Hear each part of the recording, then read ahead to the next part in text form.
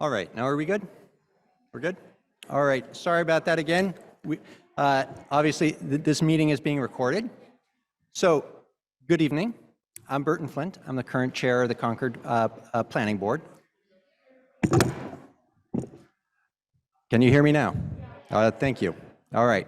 On behalf of the board and the town's planning department, I'd like to welcome you all to this public forum on the potential rezoning of the Thoreau Depot Business District. First, to just take care of some formalities. Since we have a quorum of the board, I need to take a roll call. So I'll start with Kate. Present. Nate.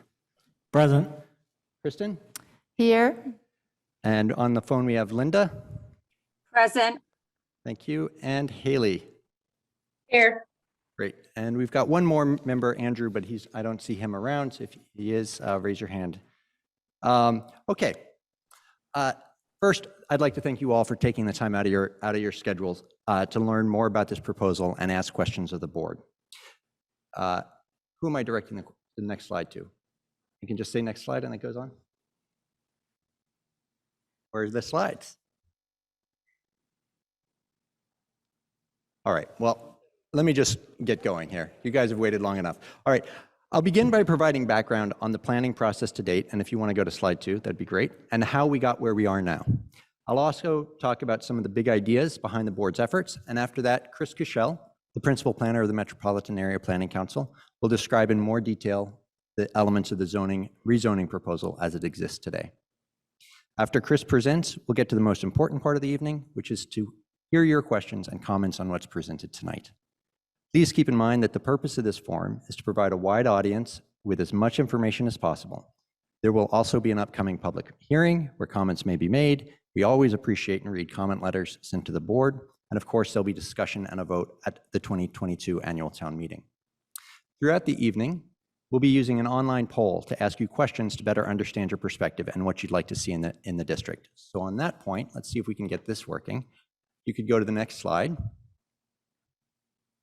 Now, if you're in the room, you can use your mobile device. If you're at home, open up another tab, another browser, and if you go to that site, minty.com, and enter that code, it will be the same code for all the questions we have, and it should take you to the poll. I haven't tested this, but hopefully this works.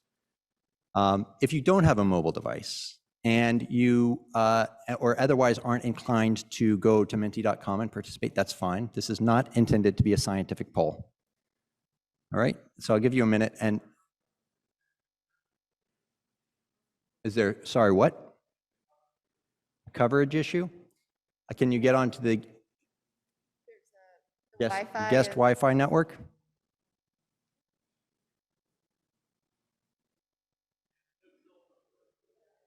Town of Concord guest is the Wi-Fi. Thank you. Yeah, we can talk about cell phone towers another meeting.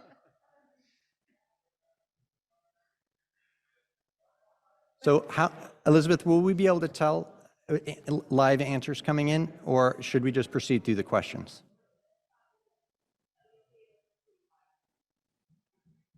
Okay. Okay. Probably as they advance. See, now you can see. All right. It's built in this slide. So there we go.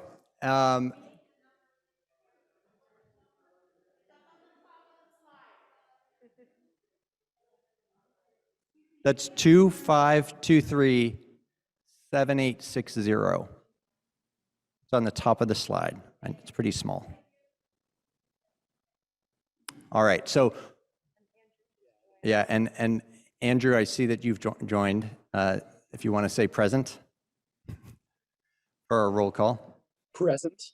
Thank you, Andrew. All right, so let's go ahead and move on to the next question. We've got 3 here, and then we'll get moving. Elizabeth, do you have the next question? No? Here we go. All right.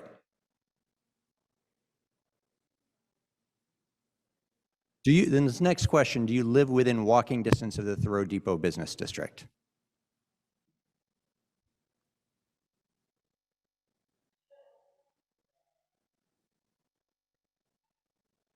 And I appreciate that raising your hand would make things a little easier, but we also have, it looks like more than 200 people online. All right, you know what?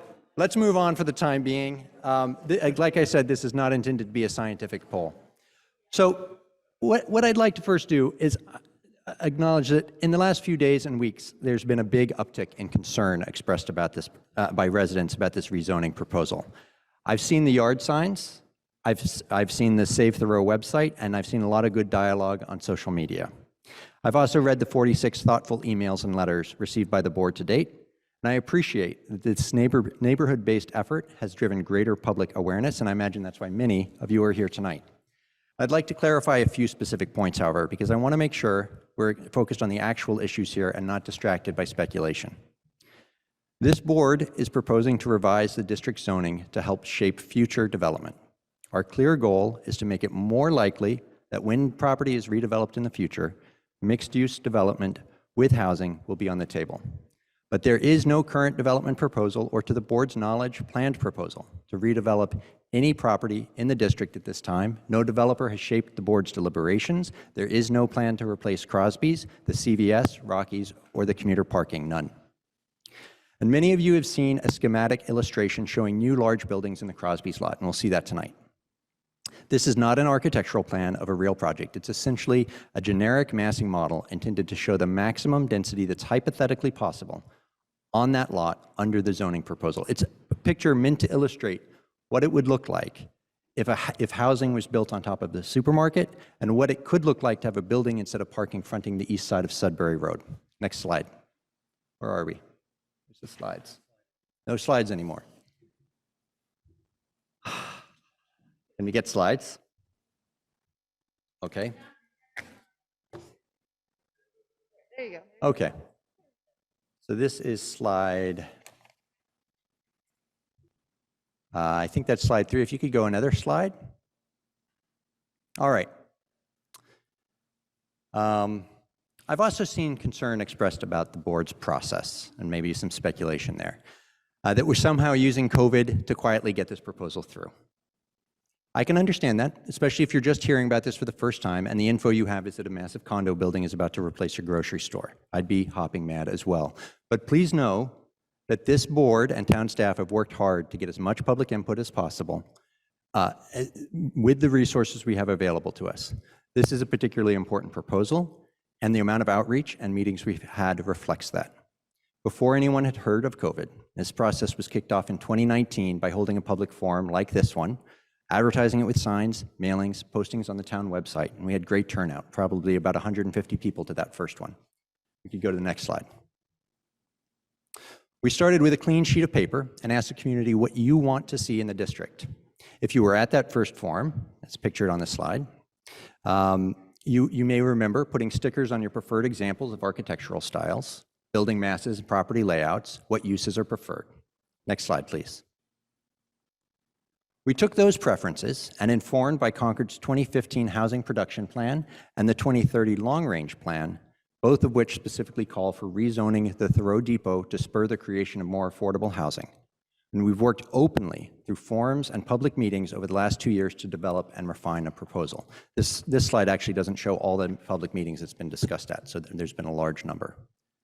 What you will see tonight is not the proposal we started with. Rather, it reflects in meaningful ways the feedback we've received and spirited discussion amongst the board itself. For example, we've lowered the proposed height limits, not only from what was originally proposed, but below what is allowed in the district today.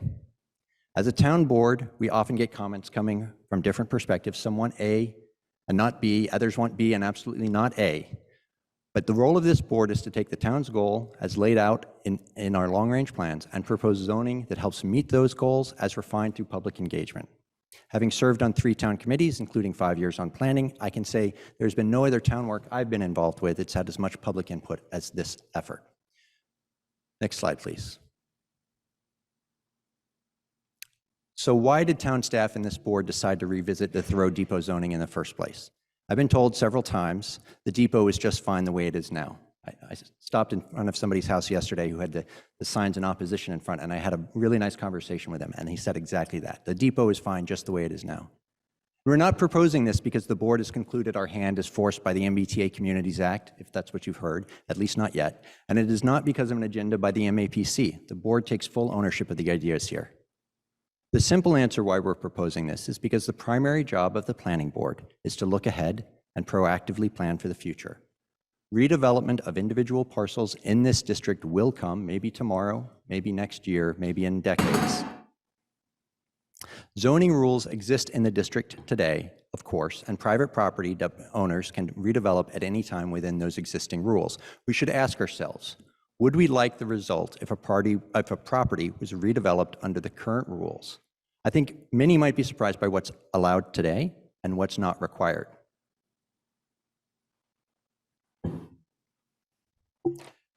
Taking action to reduce the likelihood that the inevitable changes will negatively impact the town's character and values and improve the likelihood that they reflect the town's goals is this board's job. So, who gets to define the town's character, values, goals, and how we support them? And it's not this board operating in a vacuum. We first looked to Concord's long-range plan, and here are some of the elements on here. And this plan was developed over an extensive, multi-year public engagement process. Under the 2030 plan, our current plan, the planning board is tasked with about 55 action items. We track these for the select board. And it's these that started us down this path. We then gathered public input. Next slide, please. We started by asking what you like about the depot, what you think could be improved, and what values should be reflected in the depot's future. This vision statement on the screen was the result. Hopefully, we find common ground in the ideas captured here. They came from you. But it's general in nature, and I appreciate that the devil's in the details. Please, next slide, please. From the vision statement, we developed these principles, which provided more specific objectives for the rezoning proposal. And note, these are available on the planning board website. I appreciate this is a wall of text, if you'd like to refer back to them. Now, many of you are here with real concerns about your neighborhood, your street, the local businesses you frequent. As a volunteer town board made up of residents like you, we're concerned and thinking about those things too, and also about wider cross-town concerns that are commonly before us. Likely the most commonly raised big issue this board hears about and thinks about is housing diversity, which is reflected in the last principle on this list. And it's throughout the long-range plan. Small houses are being torn down, big houses are going up, homes are less and less affordable. Meanwhile, Concord's median age is rising and housing size is shrinking. Household size is shrinking, excuse me. Next slide, please. We've heard many times from our older residents that they want to stay in the town they raised their families in, but they need to downsize maybe for financial reasons or maybe because they no longer want to maintain a large single-family home. Folks like that don't have many options in Concord today. Imagine a working-age person who can't commute by car because of a disability, but they've remained independent because they have an apartment within a short walking distance of the train station where they can catch the commuter rail to their office in Cambridge, or an elderly person who raised their family in town, but now they're on their own. They don't need, nor can they take care of, the big family home anymore, but they want to remain independent. So they moved into one of the few apartments today in the Thoreau Depot Business District, eat many of their meals in the nearby restaurants, and take the train into the city to see their old university colleagues and go to museums. These are examples based upon real stories of real people in town that have been shared with me, but they are few and far between in Concord, because we have simply not provided a viable framework, at least within the Thoreau Depot area, to facilitate the type of mixed-use development with housing near public transit that makes these lives possible. And I think about the types of buildings and public realm, the architecture, the massing that people in Concord have expressed preferences for through this process, and how we protect and build on that going forward. On Thoreau Street, smaller scale, meeting the street like Concord Provisions and Priest Cleaners. Neither of these buildings could be built under the Thoreau Depot zoning as it exists today. There's not enough parking as is now required by our vehicle-centric zoning code. The depot building itself is too tall, exceeding the existing height limit of 35 feet. The district today is not the result of current zoning. It's not static. Rather, it's the accretion of different historical eras shaped by technology of the day, changing lifestyles, and yes, changing zoning. It will not remain static if we leave it alone. I'm sure many of you know this, but in the 19th century, the train line came and the depot was built. The train resulted in the lumberyard and where Concord Crossing stands today, and the coal sidings on the side of the Stop and Shop land. In the beginning of the 20th century, before modern zoning, a couple of stores were built, what is now Priest Cleaners and Concord Provisions. Then the automobile changed many things. I've spent time reading and listening to firsthand recollections of this period in Concord's Oral History Project and looking at pictures in the town's archives. And the change that came with cars and trucks looms large in these accounts. Freight stopped coming by train, businesses spread out, gas stations took over corners, and parking requirements were codified. Here and there, the street lost a few teeth as parking spaces pushed stores back from the sidewalk. Crosby's, with its ample convenient parking, was built under the 1970s zoning. By the 90s, mixed-use zoning for the district came into being, and Concord Crossing was built with its modest amount of apartments over commercial space. If we keep current zoning, we won't get more retail buildings like Concord Provisions. They're not allowed. Concord Crossing had the space of a large defunct lumber yard to work with, so mixed use under 1990 zoning had room to work there. But in terms of open space, all that was required at the time was essentially some landscape parking medians and borders. So what is the forward-looking solution that encourages a village center that reflects our town's unique history, that is sustainable, walkable, and yes, denser with more needed housing, but that still accommodates cars, parking, deals with traffic to the extent zoning can, and accommodates things like the large format stores on Sudbury Road that we continue to appreciate today. Let's see, next slide, please. Okay, striking that balance is what this board has endeavored to do. This slide shows a high-level summary of what we're proposing, and we'll be going through it in more detail when Chris presents. So the first point, prohibit some uses that are allowed today. No car dealerships, light industrial, additional gas stations, or professional offices on the first floor. So all those things are allowed, and we're proposing removing those uses. We're looking to create vibrancy with shops and restaurants open to the street, offices and houses above. Point 2, lower the current height possible for pitched roofs, but allow for somewhat higher height via a special permit process within a confined area of the largest parcels, i.e. on Sudbury Road. So there's been a lot of concern about height and the roofs and whether we're increasing it. The zoning today in this district is 35 feet. Across town, in the adjoining residential areas, it's 35 feet. But the way height is calculated is for a flat roof, right? You measure it, it's pretty simple, to the highest point of the flat roof from the ground. For a pitched roof, and many of you may be wondering how you have a house that's higher than 35 feet in a residential area, you measure to the center point of the roof line, so on the hypotenuse of the triangle, if this is the ridge line. So you can imagine, depending on the steepness of the pitch and the size of the building, if this is a 35-foot mark, that this point can be significantly above 35 feet. And this is the zoning today, and that's how it's calculated. What that means, it's pretty easy for a larger building with a steeply pitched roof to get above 45 or 50 feet. I would point out too that today you can get a special permit to go up to 40 feet. And again, measured that way, that gets you well above, easily on a pitched roof, well above 45. So what we're proposing is to say flat roofs 35 feet. If you're a pitched roof, maximum of 38. That ridge line is at 38 feet. That's lowering the roof height. Under a special permit, we're saying you could go as high as 40 feet with a maximum of 45. That's lower than what it is today. And very importantly, we're putting constraints about where you can get that special permit. It's got to be 125 feet from a residential boundary. There's no restriction like that today. It's conceivable you could knock down the Cumberland Farms and put a 45-foot building there with a special permit. It wouldn't happen, but it's conceivable. And the other restriction is that if you build something, if you get a special permit to go to additional height, it's got to be behind another building to shield it from the street. Effectively, if you take those things together, we're talking about one spot, and it's where the Crosby's is, right about there. So quite a distance from the existing residential districts.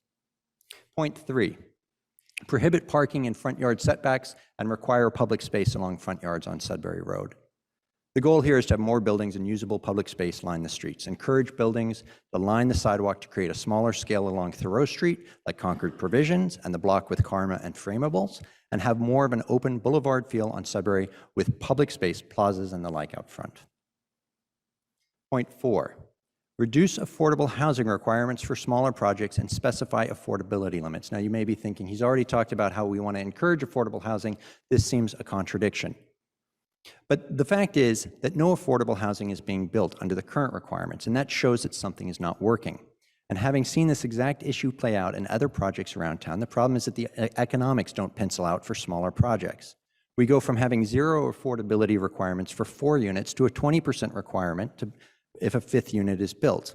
The result is you see 4-unit projects. You don't see 5-unit projects. We're proposing instead that for projects with 5 to 10 units, 10% must be affordable. So reducing that from 20%. And for greater than 10 units, we're sticking with 20%, subject to possible adjustment in return for other town benefits we'll talk about, like using green building standards or setting aside spaces for commuter parking.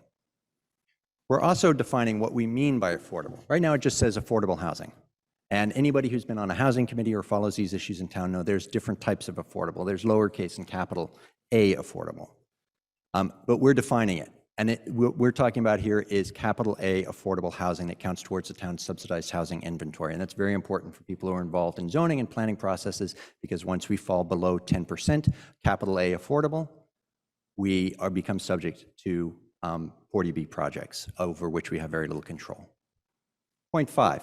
Reduce the open space requirements for mixed-use projects with a condition that it be functional and publicly accessible.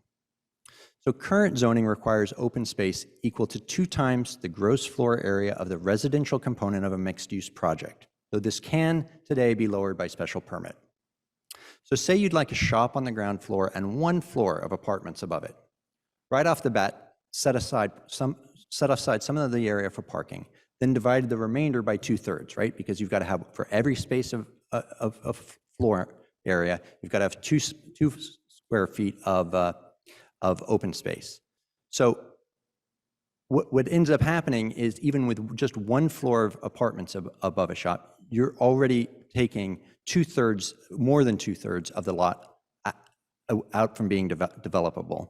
And if you're talking 2 stories of apartments, you're really talking somewhere in the teens in terms of the area on that lot that the building can take up. And that also just doesn't pencil out. This is probably the biggest factor why we don't see mixed-use housing in the district today. So if you want to focus on something, this is really the key piece. What we're talking about is, instead of having a requirement that a percentage of the lot be set aside as open space. And if you look today at the district from above, it's primarily buildings and pavement. The only open space is a few parking lot medians, some small grassy areas next to Concord Crossing, and the lovely but quite diminutive landscaping in front of ATA and the print shop. That's because there's no open space requirement for commercial development. And the requirement for mixed use residential is so high that no housing gets built, ergo no open space. Acknowledging that reality, we propose reducing the requirement precisely because we want to see an increase in actual usable open space. Point 6. Reduce residential parking requirements for mixed-use projects to align with the needs of 1- and 2-bedroom units near public transit. We think that the types of apartments this zoning is designed to encourage would primarily attract young people who cannot yet afford a single-family house in town, or downsizing older adults, and it's these demographics for whom transit-oriented housing, and in many cases 1 car per household, works. I'm not quite this demographic, but I'm close. I have 2 kids, 1 in high school and 1 in the middle school. My wife and I both work, me primarily from home. My wife takes the train to Cambridge because we're walking distance to Concord Junction. We have 2 cars, but 1 is almost never used. I have to go out of my way to drive it because the battery slowly dies otherwise. If I didn't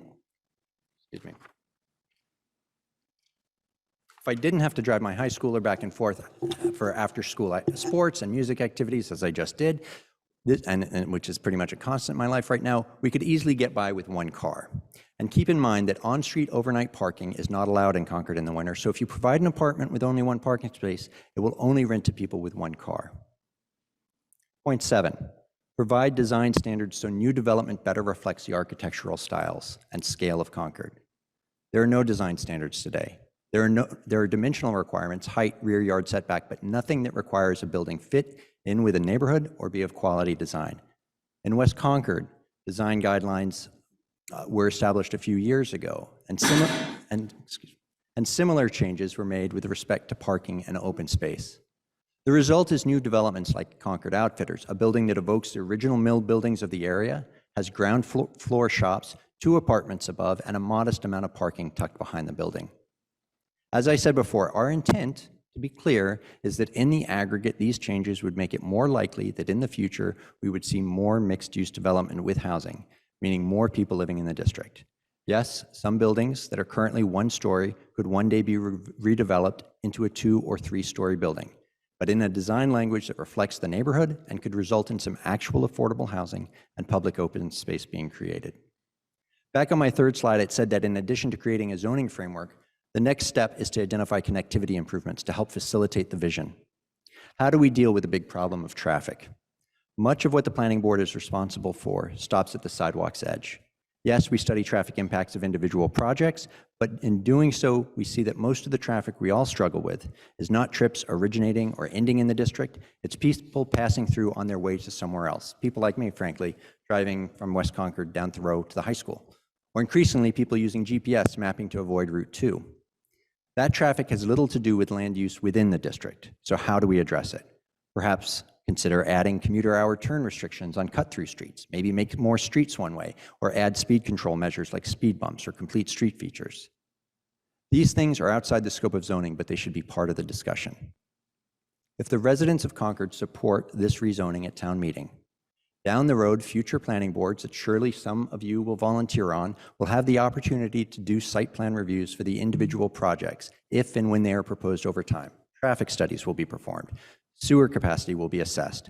Modern stormwater engineering required. Plans will be reviewed to ensure conformance with parking requirements and design standards, public amenities considered. All these things will happen through a site plan review process for each individual development. Please give a good listen to what's presented tonight and consider whether there are elements of the proposal that you like and what you would propose as an alternative to things you don't.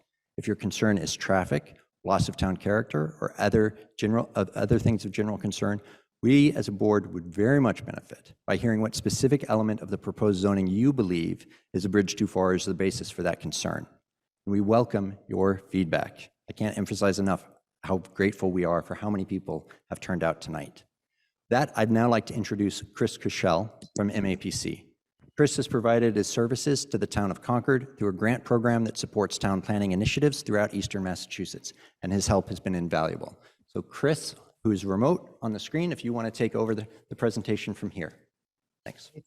Thank you very much. Thanks for having me. And also, just to echo, it's great to see so many people. This is certainly one of the largest public meetings that I've been a part of in my 9+ years of working at MAPC.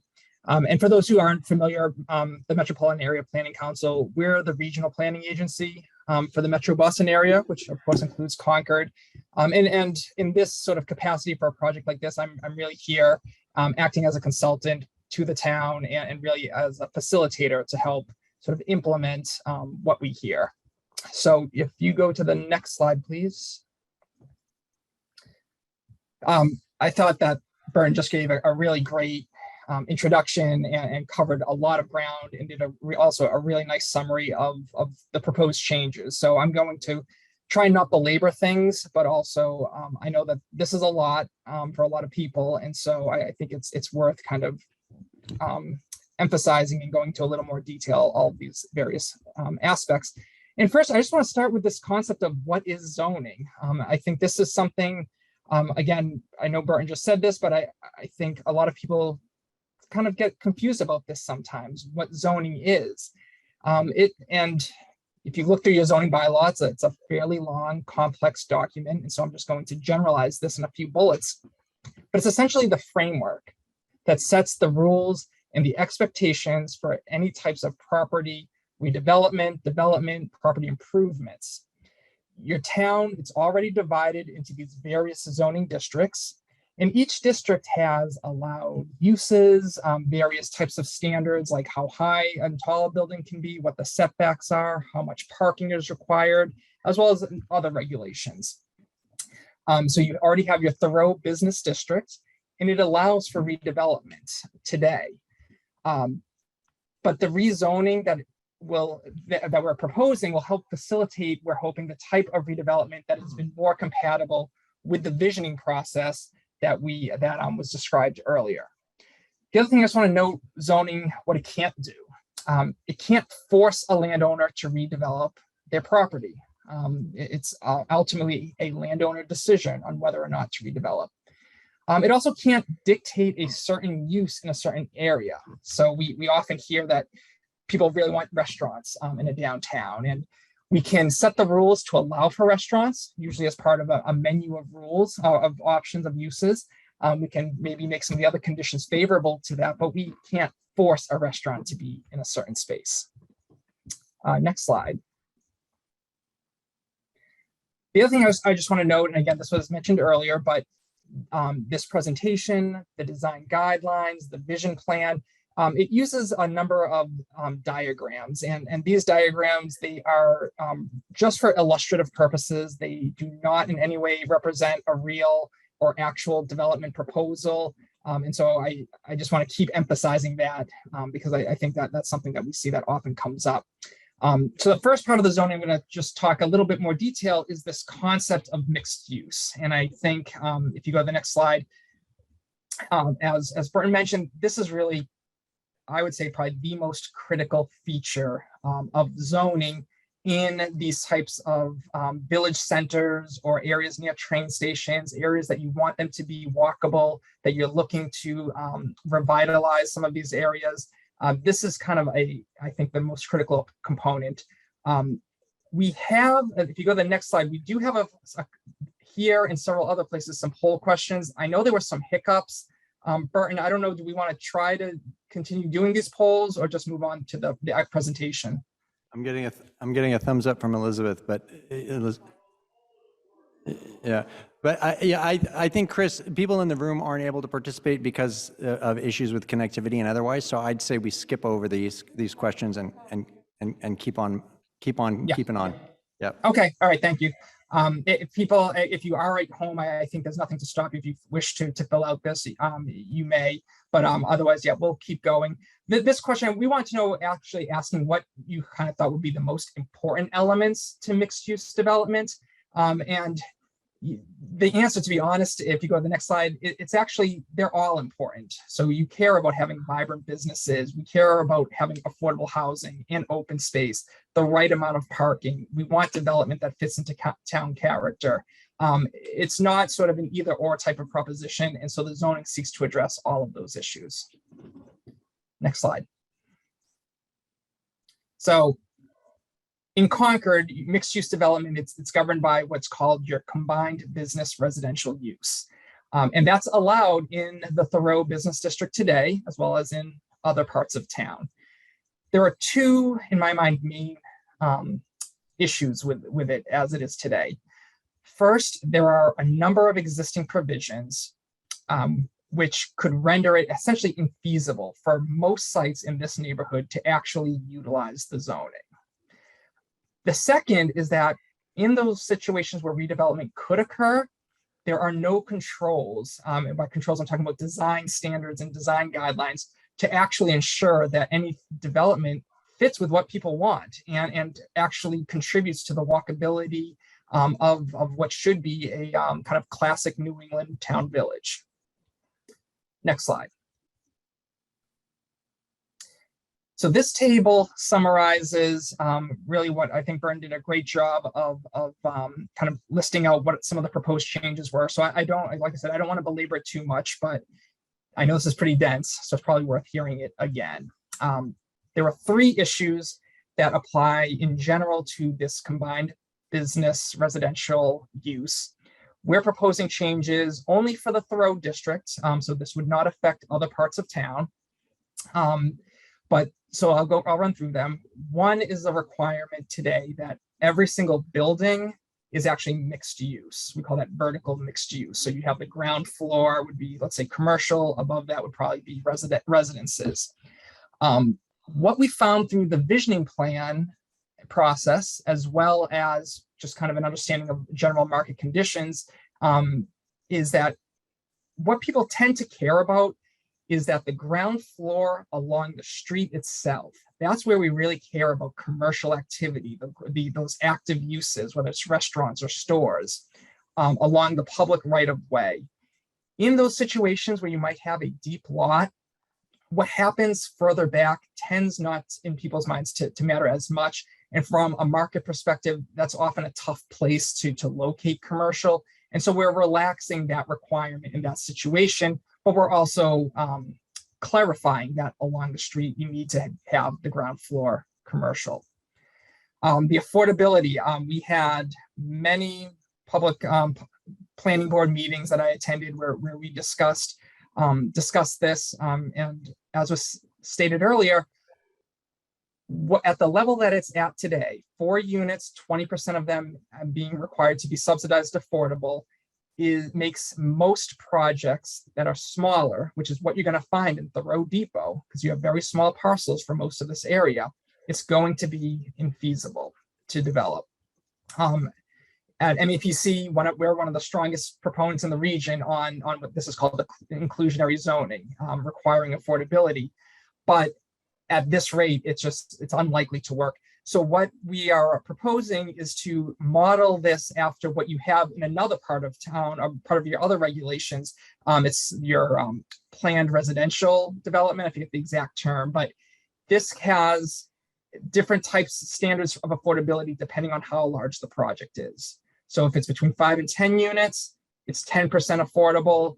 If it's less than 5 units, it can be all market rate. If it's greater than 10 units, it's 20% of those are affordable. And then we have different levels of affordability. So you see some of these numbers, 80% AMI, that's 80% of the area median income. Those units are restricted to people making that amount.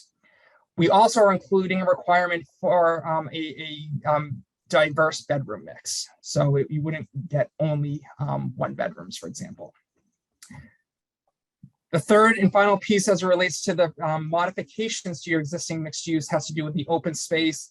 And as Burton described, the way it is today will render most projects along Thoreau Street, especially just infeasible to redevelop at all, requiring twice the gross floor area of the residential portion.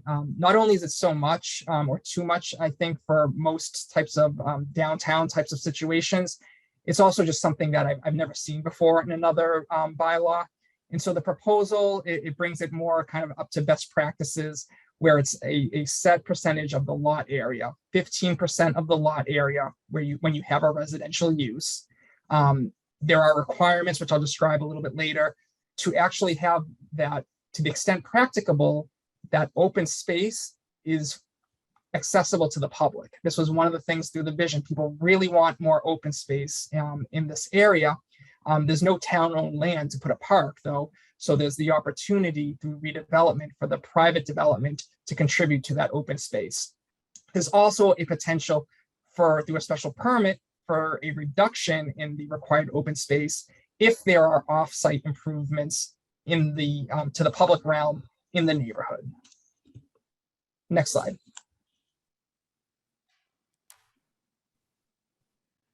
Okay, so that's mixed use. We're going to now pivot a little bit to the dimensional standards. This, again, derives from what we heard in the vision.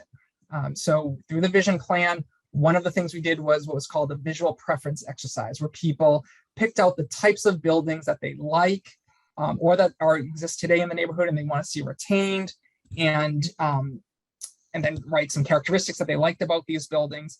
And so these photos you see here, I'm not going to go into detail, but this reflects the types of buildings that people said that they like for the Thoreau Depot neighborhood.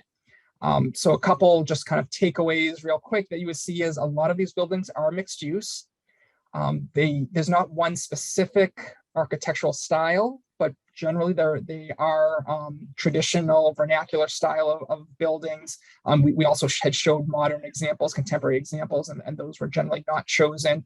The roofs tend to have, actually in this case, they all have some sort of pitch, whether it's a mansard style roof or gable. And so those are the types of things that we look at to help inform the dimensional standards as well as the design guidelines, which I think work really hand in hand. Next slide. Okay. This is just a recreation of what right now is in the proposed zoning. I think the one thing I would sort of, so the dimensional standards have 2 components to them. One has to do with the lot requirements, which is what you're seeing right here.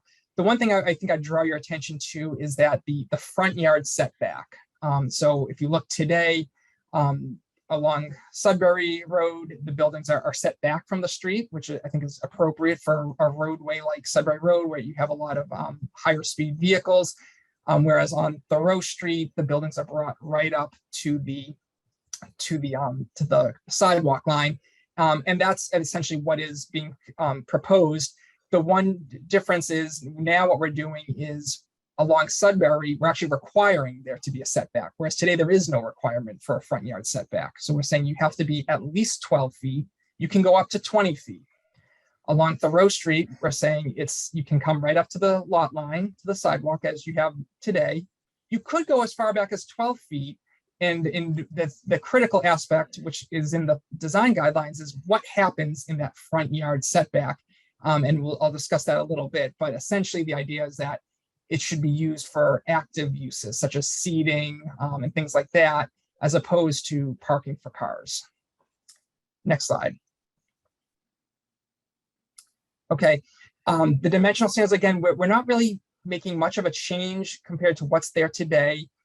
As Burton described, we're actually lowering the height for pitched roofs from what's there today. And I thought Burton did a really nice job of describing that and what that would be and why it's lower with a 38-foot to the ridge line, as opposed to how it's described today, where you can get up to well over 40 feet.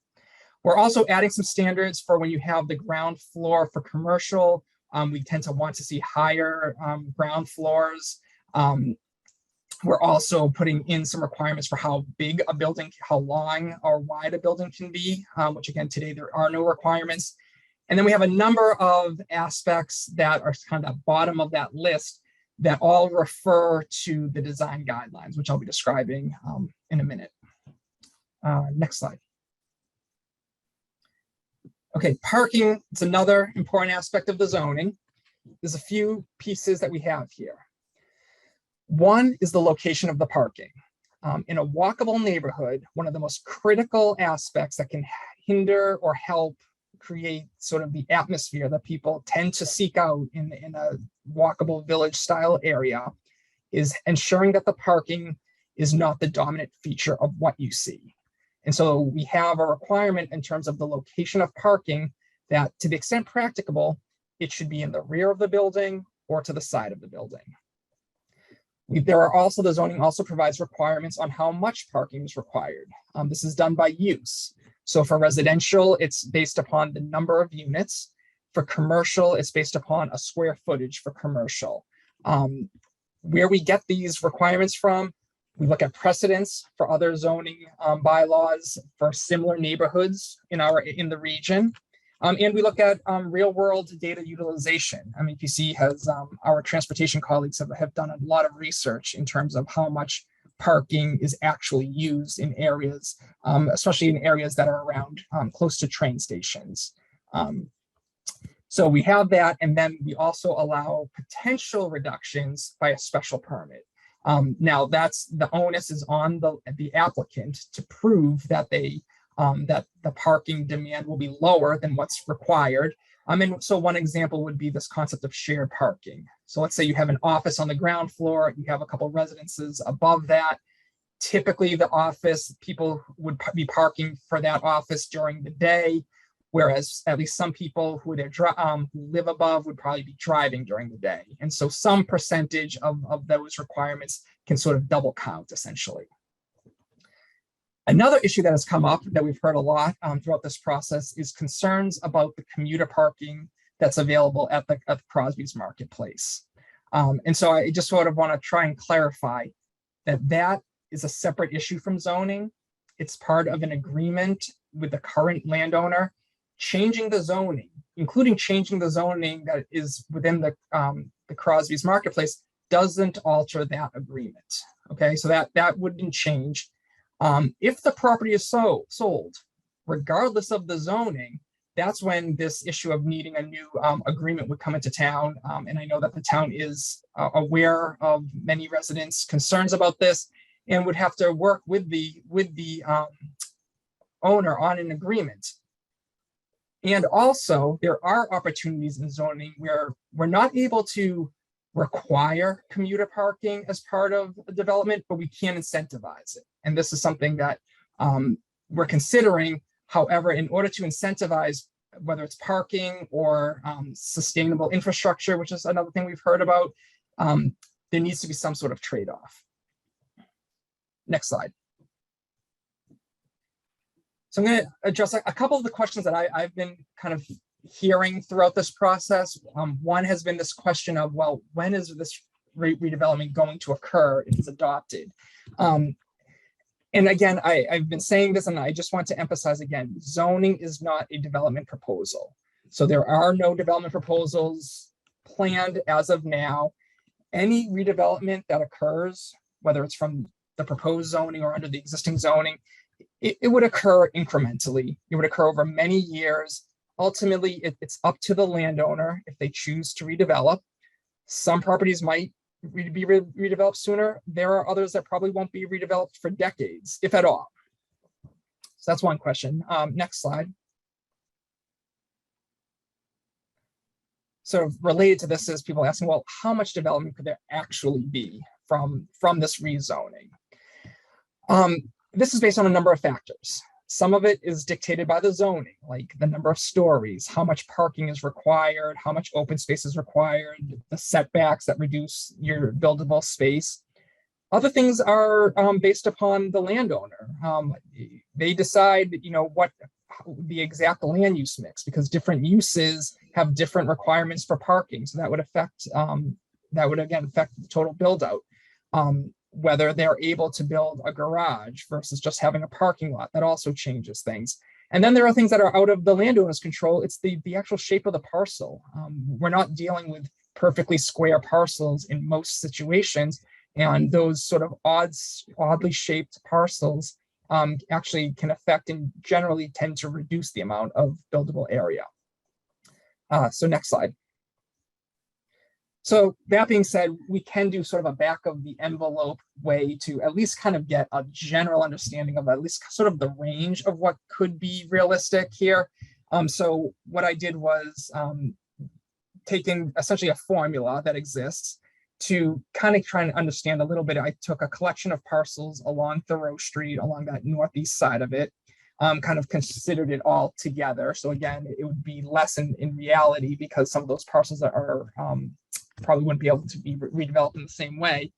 But just plugging into this formula, some of the things like the heights that we're proposing and the open space requirements, we're coming up to around 30 units of residential. That would be sort of a hypothetical maximum build out. It's likely to be a bit less than that. And that would be essentially retaining approximately the same amount of commercial space that's there today. Next slide. We also had modeled an example on where the Crosby's Market is. Again, this was just for the modeling purposes. This is not to say that this is any sort of proposed redevelopment. We just want to say theoretically, what could you do as sort of a maximum? And we kind of took the concept where along Sudbury Road, we would have the kind of lower 3-story, 2.5-story buildings. And maybe here we would say in the rear of the parcel where you're effectively shielded from the public right of way, you could have a taller building where you would essentially, let's say you kept Crosby's Marketplace itself and on a podium built a few stories above that. What would you get? And here we're looking around in the neighborhood of about 60 units and the commercial space, again, kind of keeping that constant of what's there today. Next slide. This then begs the question that we hear of, well, how much traffic will this create? Again, as Burton noted earlier, the majority of traffic in this neighborhood is essentially cut-through traffic and people driving through. One of the challenges is typically when you estimate trips, you do it on a project basis when you actually have a development proposal, because every little change, the specific type of use that you use, whether it's let's say a spa versus a dry cleaner, those all have different sort of modeled trip generated uses that we have. There is sort of a standard book though called the ITE that provides these estimates of trips. And so again, what I did was just taking to get kind of a ballpark to understand the impacts, the general impacts compared to what's there today. I consulted the ITE development book. It's far from perfect, by the way.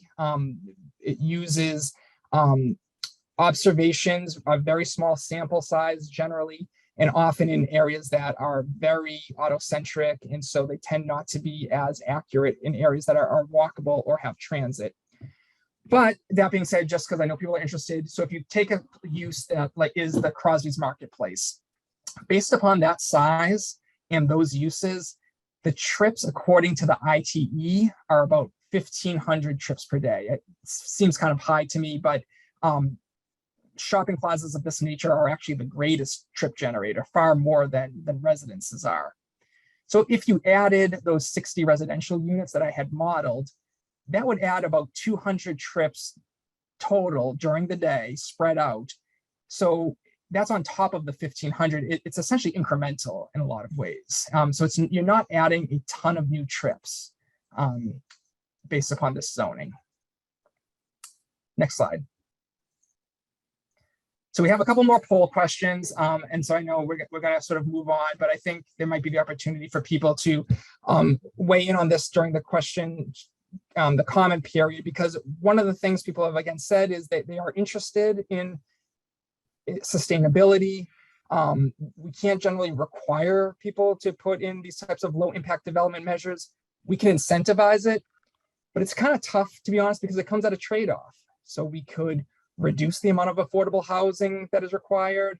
We could reduce the amount of open space that they have to maintain and build. We could reduce the amount of parking. I see I've put open space twice, but that's sort of the type of thing I think we would like to hear is, do you actually want those types of trade-offs? And if so, what would you support? We have the same, if you go to the next slide, the same question for incentivizing landowners to provide parking specifically for commuters. And so it's the same reduction, and I should have clarified the other one. One is a reduction in the required parking for the other uses. Next slide. Okay, so we're getting now to the final part of the package here, and then I think we'll turn it over to hear from you for the rest of the evening. Working in concert with the zoning is a separate document that we've created that are called design guidelines. This slide that you see here, this just shows the structure of the document. So it's divided into different areas related to the general site, the building itself, guidelines as it relates to signs, guidelines as it relates to landscape, as well as if in the case that there is any along the streets themselves, opportunities where there's redevelopment improvements there as well. Generally, these design guidelines are intended to provide sort of principles and guidance and not be overly prescriptive. And so what I'm going to do is kind of go through a few of the examples of what is contained within these design guidelines. Next slide. So here, one of the reasons we're doing design guidelines is because you don't have any today, and you could build buildings like this in Thoreau Depot today under the existing zoning. I'm not saying it's likely. I'm also not even saying that these are necessarily bad buildings, but these are clearly not the types of buildings that came out from the visual preference exercises that we did during the visioning. And so having design guidelines really helps communicate to the landowners or developers what the expectations are, and ensuring that development, it's not dictating a specific architecture, but it's ensuring the principles that will help fit with town character and enhance the walkability of the neighborhood. Next slide. So again, one of the things what we'll want to hear from you is, do you actually like the idea of having design guidelines? And do you think that's reasonable? Next slide. So going to hit a couple of the highlights. First, and I talked about this earlier, I noted that the design guidelines really work with the proposed zoning, and one of them has to do with the front yard setback. So the zoning provides the regulation that you have to, along Sudbury Road, be at least 12 feet back from the public right of way, a maximum of 20 feet back. And the design guidelines now say, well, what are the expectations for what happens within that front yard setback? What's allowed there? Things like outdoor seating, open space such as plazas, or maybe even a small playground if there's space like that, gardening areas, landscaping, other uses that the planning board would allow based upon, because they think it would contribute to the neighborhood's vibrancy. And what's not allowed? Well, parking is not allowed in this area. Next slide. This is all within kind of the site design. Again, another aspect is how are buildings oriented? So they should be oriented towards the public right of way. They shouldn't be oriented sort of towards the internal structure of the development, which you often do see along some roads and on larger parcels. So this clarifies that. The setbacks should respect the existing buildings that are there, especially historic ones. Next slide. This diagram helps explain the concept of the potential for greater height through a special permit that Burton described at the beginning. And so where you have a large parcel, up to 4-story building could be allowed. It has to be at least 100 feet back from the lot line. It also has to be shielded from the lot line by another smaller building in front, so that if you actually kind of picture yourself in front of that sort of cream white colored building and you're standing in front of it from the ground, you actually wouldn't even see that taller building from Sudbury Road. It also, again, has to be away from a residential district, at least 125 feet, which I think it certainly would be in this case. So this would be allowed only through a special permit, and this diagram, as well as the description, provides those requirements. Next slide. The other section, when we talk about the building design guidelines, again, as I noted, we're not being sort of prescriptive on a type of architecture. Instead, we're providing some general principles that came out through the visioning process that can apply really to any situation. So one has to do, and this is sort of a best practice that has kind of emerged, is requiring a certain percentage of the ground floor to be windows. Because again, just if you imagine kind of yourself walking along a blank wall versus walking along sort of windows with shop inside, it's the latter is a much more sort of walkable experience.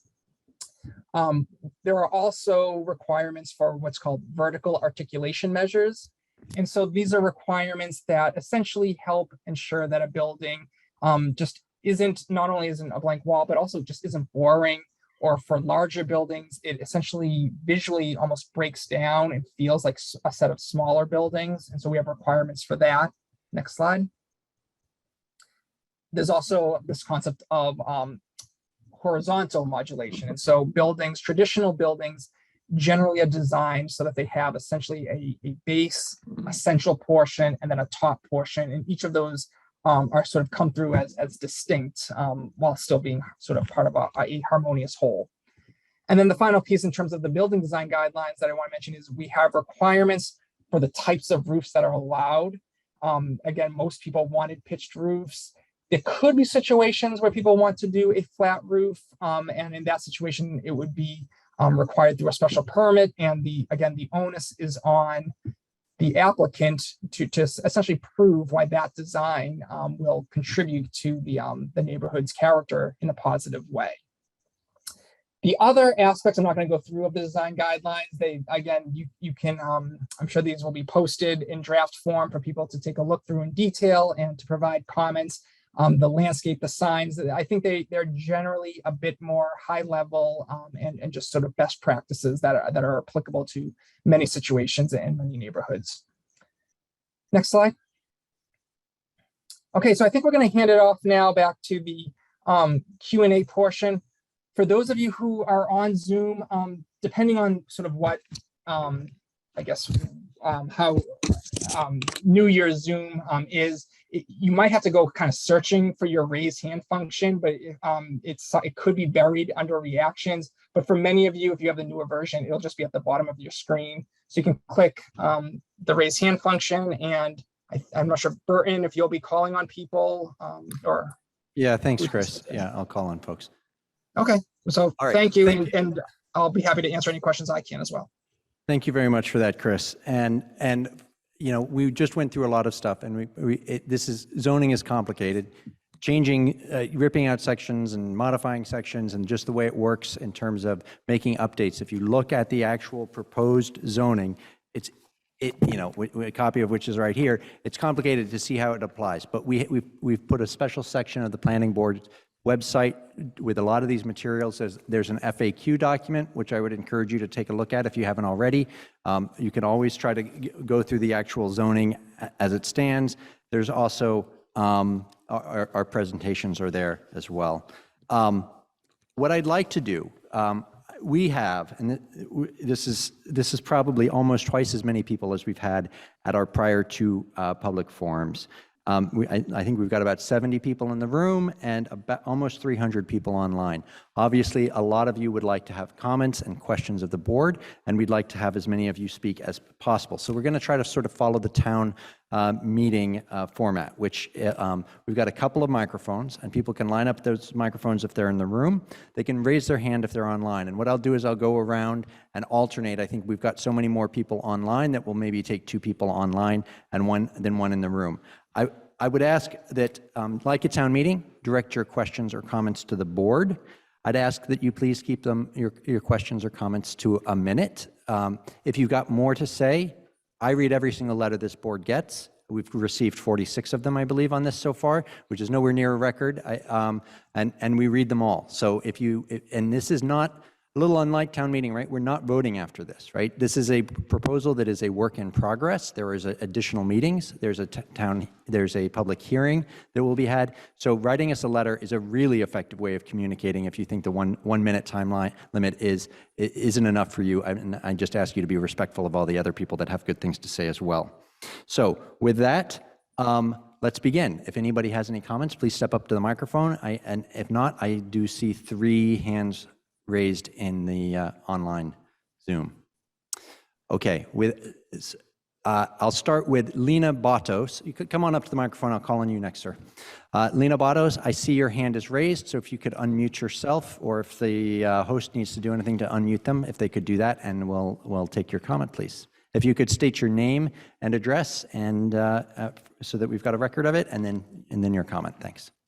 Sure, thanks. Hopefully you can hear me. I'm Lena Bodos. I live in Acton. I'm at 2 Franklin Place in Acton, Mass. I work in Concord, and I appreciate all the work that's been done. I know there's a lot that goes into it, and I think you've been very thoughtful about the impact to the residents and the landowners, but what I haven't heard about is the impact to the business owners that rent on Thoreau Street. I think by and large, most of the business owners on Thoreau Street do rent, and so the purpose of the zoning changes to encourage projects that essentially would add a level of housing. I don't know the businesses on Thoreau Street, the buildings on Thoreau Street, how many of them could support that, or if you'd have to knock it down, and then what happens to those businesses if the landowner chooses to knock down that building. Great question. Thank you very much. Sir, at the microphone. I am Dick Cross-Tenney, and I live at 38 Academy Lane. If you don't know it, it's just northwest, about a block off of the Road Street, at the corner of Academy and Middle Street. Look, over the past few weeks, as just about what you've heard so far in writing and verbally, a lot has been spoken about the functional issues that the neighborhood feels are yet to be addressed adequately and in depth in the final draft of this proposal. But as a past member of both Concord's Planning Board and their Zoning Board of Appeals, and as a member of a small team who drafted this town's first long-range plan, I am deeply distressed at the forever degradation that this initiative will impose on not the functionality, I think those are real, but also on the character of our neighborhood and on what it's actually like to live there. Ours is a very dear place. It's far too often, places like this, far too often obliterated by the other interests, conflicting interests of outsiders. Say again? Oh, sure. It's a total life experience of human scale, human to human interaction, and of families growing together among neighbors and among their shopkeepers who seek one another's goodness. While these kinds of neighborhoods endure, their settings for their existence are very, very fragile, and those settings are critical to their being. Others who've not experienced what it's like to live in this kind of small village scale home may well have no way to balance what this could be like versus what could happen here. And it's not necessarily in the appearance, the condition of an individual building or two, but it's rather in the tight social fabric of the networks, of personal relationships that develop in these kinds of places and that cause them to arise with diversity of architecture within ranges of continuity that create beautiful and constantly changing places in ways that are accretive and not destructive. That sense is fragile. Our neighborhood is one of those few places in our town, in our state, and in our nation where this kind of environment survives, all within a train ride to environments where this has never been seen before. Apart from, but critically in addition to and beyond the functional uncertainties of this plan as it exists today, there are many things that we agree with, but there are uncertainties of the things that we disagree with are going to be protected. This rarefied spirit of place is worth preserving ferociously as the times and conflicting interests arise both around it and within it. The village ness of this place is worth preserving, and we care a lot about it. Thank you. All right, I'm going to go to Elizabeth. Help me with your last name. We'll check online, please. Check, that's right. Like I will check and see how to pronounce that Polish name. Thank you. So I live on Sudbury Road, 292. House built in 1899, and I walk to Crosby's a lot, which I love. I just want to say, I think one of the reasons that people are so concerned, and I am so concerned, is that Crosby's means a lot to a lot of people. It's a very important part of the neighborhood. Supermarkets are typically a low margin business. The big parking lot where Crosby's lives is owned by the Stop and Shop Corporation. So my real concern is that with this zoning changes proposed, it seems a potential to create a financial bonanza for the owners of that giant parking lot, such that Crosby's will not be an attractive use of that space, and such that instead of Crosby's being the neighborhood resource that it is, and those little shops there, that parking lot will become a construction site, and also that possibly Crosby's will be replaced. So those are my very heartfelt concerns. Thank you. Thank you. I'll go to Cynthia Katz, please, if you could state your name and address and unmute yourself. And after you're done speaking, if you could unraise your hand so that I can see. Okay, Thank you. hi. Cynthia Katz, 20 Conant Street in West Concord. I live in West Concord. I appreciate walkability in West Concord, and I work in Concord Center. So I'm very familiar with the Thoreau district.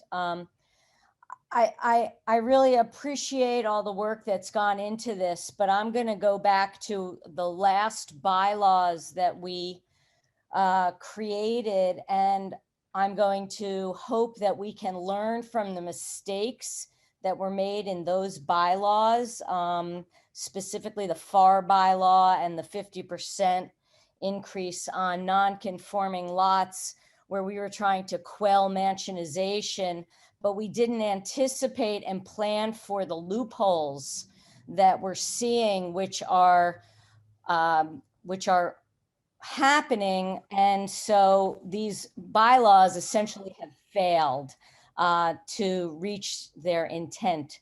So I think we have to really look at any bylaws, any new bylaws, and loopholes that could arise for developers to use. I also think that the way special permits are potentially used, I'd be very wary of special permits by the ZBA. The ZBA rarely turns down special permits, and especially has never turned down a special permit for the zoning bylaw 50% increase on non-conforming lots. I think, as you've said, Burton, the devil is in the details, and we need to be prescriptive with bylaws that are going to get to the things that we really care about in regard to community, in regard to aesthetics, heights, land use, traffic calming, and pedestrian walkways, maybe to the point of saying that we want sustainability to be looked at as it relates to materials that are used. What if we said we don't want asphalt sidewalks in this area? I also think that to say that anything under 5 units won't have to have any affordable housing is problematic. I think in a town where affordability is really becoming more and more of an issue, to give way on any affordable housing, even on fewer than 5 units, I think is not the way to go. We don't need to be incentivizing developers. They get enough leeway in this town toward business, and we don't want to be on the hook for a 40B development because we're giving way at 5 here and 5 there and 5 here. So let's learn from our mistakes as we move forward with new zoning bylaws. Thank you. Thank you, Cynthia, for those comments. And as anybody who's been on the planning board knows, every year we propose sometimes very small, or if you've been to town meetings, small fixes to prior bylaws to address things like loopholes that Cynthia referred to, scrivener's errors and the like. Our zoning code is a living document. One thing just to clarify, today the requirement is there's no affordable requirements for affordability requirements for projects that are under 5 units. That's not a change that we're making. I'll turn next to the person in the microphone. If you could introduce yourself and your name. Amanda Hillary, 90 Barrett's Mill Road. I just wanted to ask a quick question regarding commuter parking. I noticed the words cannot require commuter parking, but can incentivize it came up a couple times. Mm-hmm. And so I was just wondering if the zoning changed to make potential development easier or more likely, what would be the alternative plan for commuter parking? You know, because assuming you do make it easier for development, I imagine that whole space would get filled up with development. Thank you. Yeah, it's a really astute question, right? If we make things easier by right, what leverage do we have in a discussion around a special permit to get commuter parking, which is how the commuter parking came into existence today. And there are some provisions that still require a special permit, right? For example, the increased height in the district, if there was somebody that was going for that 40-foot limit. There's also a site plan review process, which is a back and forth to a degree with someone who's proposing a project. And there's also one of the things we're looking at, and I wish for this reason the poll had worked, was what people's appetite is for providing an incentive such as a reduced affordability requirement from 20% for a larger project to 15% if they were creating commuter parking spaces on a deeded basis. So instead of via a special permit, actually creating those so that the town would own those instead of having an annual lease on them as currently exists. It's a really good question. Let me go next to, and by the way, the other folks on the board, if you want to weigh in on any of these, please feel free to cut me off because I don't mean to steal anybody else's comments. I lost the Zoom call. So while I'm looking for the next person online, sir, if you'd like to come up. Thank you. Burton, may I interrupt? Yes, please, Nancy. I'm sorry. Please ask the people to go right up to the microphone and speak clearly. It's hard to hear from at home. Okay, well, thanks for the reminder. And just one quick reminder too, is that we're doing a pretty good job of keeping comments down to 2-3 minutes. If we can aim for that 1 minute, I think we'll get through everybody in the room. Thank you, sir. Thank you. Go ahead, please. Yeah. Bill Kaiser, 8 Middle Street. One of the goals of the proposal is, I quote, preserve Concord's New England character. Mm-hmm. I'm not sure I understand how shoehorning 97 new units into a space between Sudbury Road and Belknap Street with the attendant population, mass density, architectural restructuring of buildings that are completely out of touch with the quaint and charming character that's existed on the Thoreau Depot area for many years accomplishes those goals, that goal in particular. I would certainly note that already with respect to traffic and congestion, I would encourage anybody who's not really sure about the merit of this proposal or lack of same to try driving up or down Sudbury Road during peak traffic hours during the week. The line of cars backs up from the traffic light by the train tracks all the way down off and beyond the Crosbys and Grant Street orifices, such that there is a gridlock there with the increasing amount of unfortunate lack of civility we seem to be seeing. Many motorists will not let people come in or go out, and this will just make a bad situation much worse. So finally, one of the things that I always ask some of the people I work with is, why are we doing this? I'm not sure what the need is for this proposal. I don't think it accomplishes anything that is constructive or appropriate.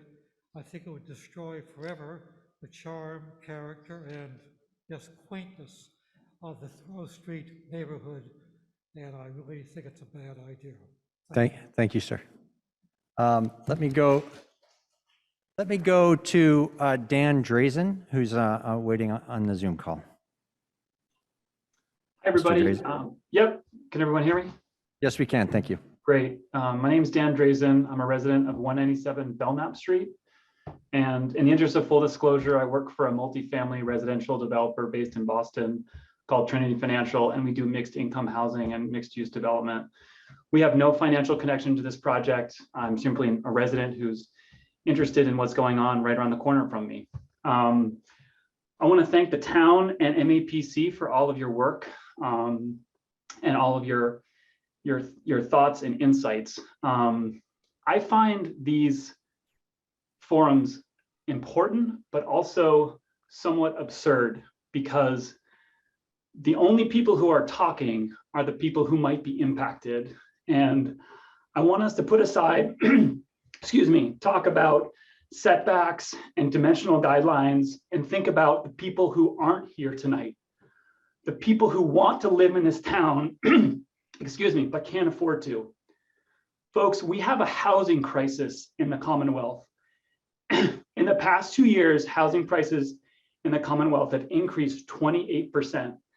People complain and talk about, why is it so expensive to buy a home in Concord? And the answer is really quite simple.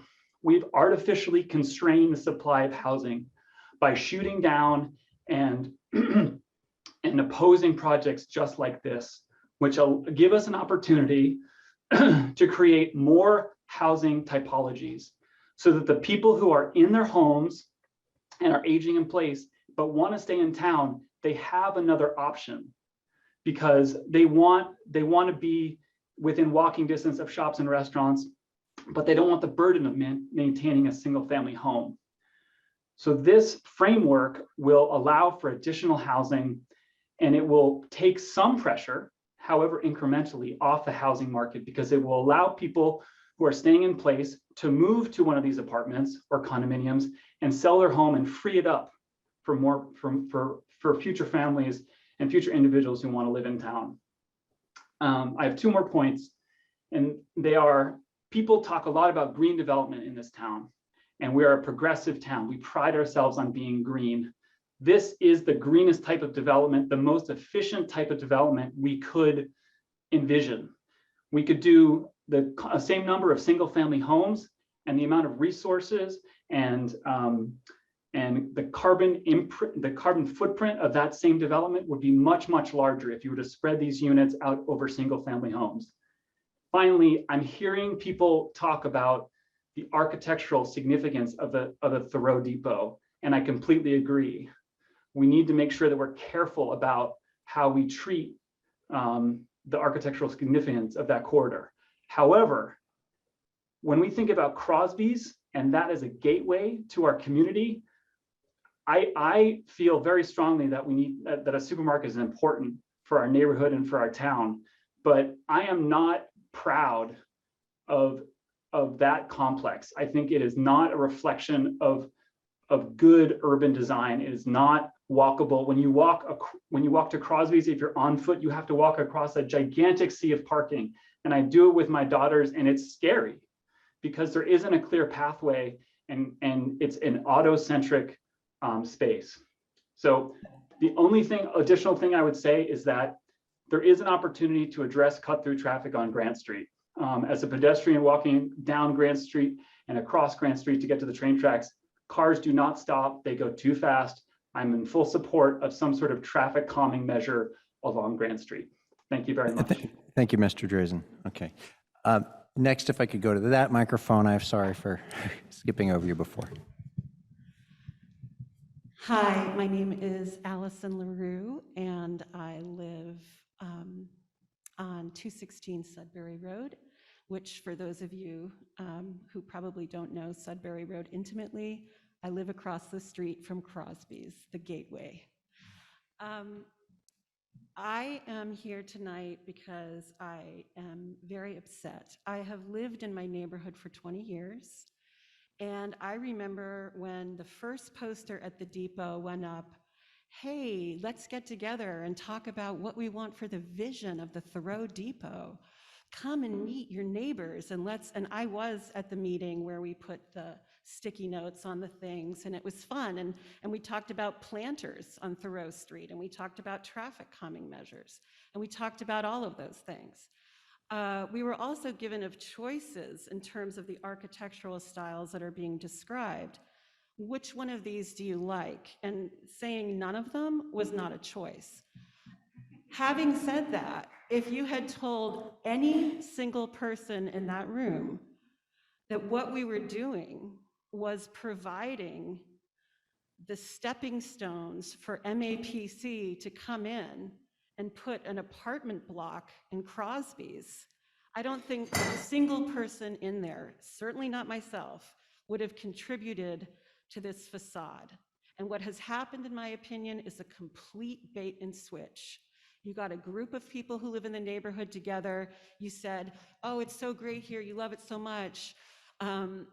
Wouldn't mixed-use housing be great? And we're, yeah, we love that idea. We want more people to be able to live here.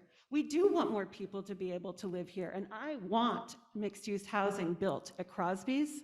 I don't want 65.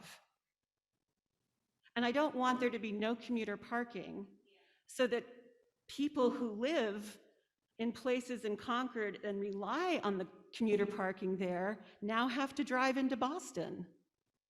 And I really resent the lack of green spaces. And I know technically that this super dense housing is the most environmental thing to do. I know that that is a fact, but it's not my responsibility, and it's not our responsibility to make up for the lack of housing in Massachusetts. We can contribute our fair share.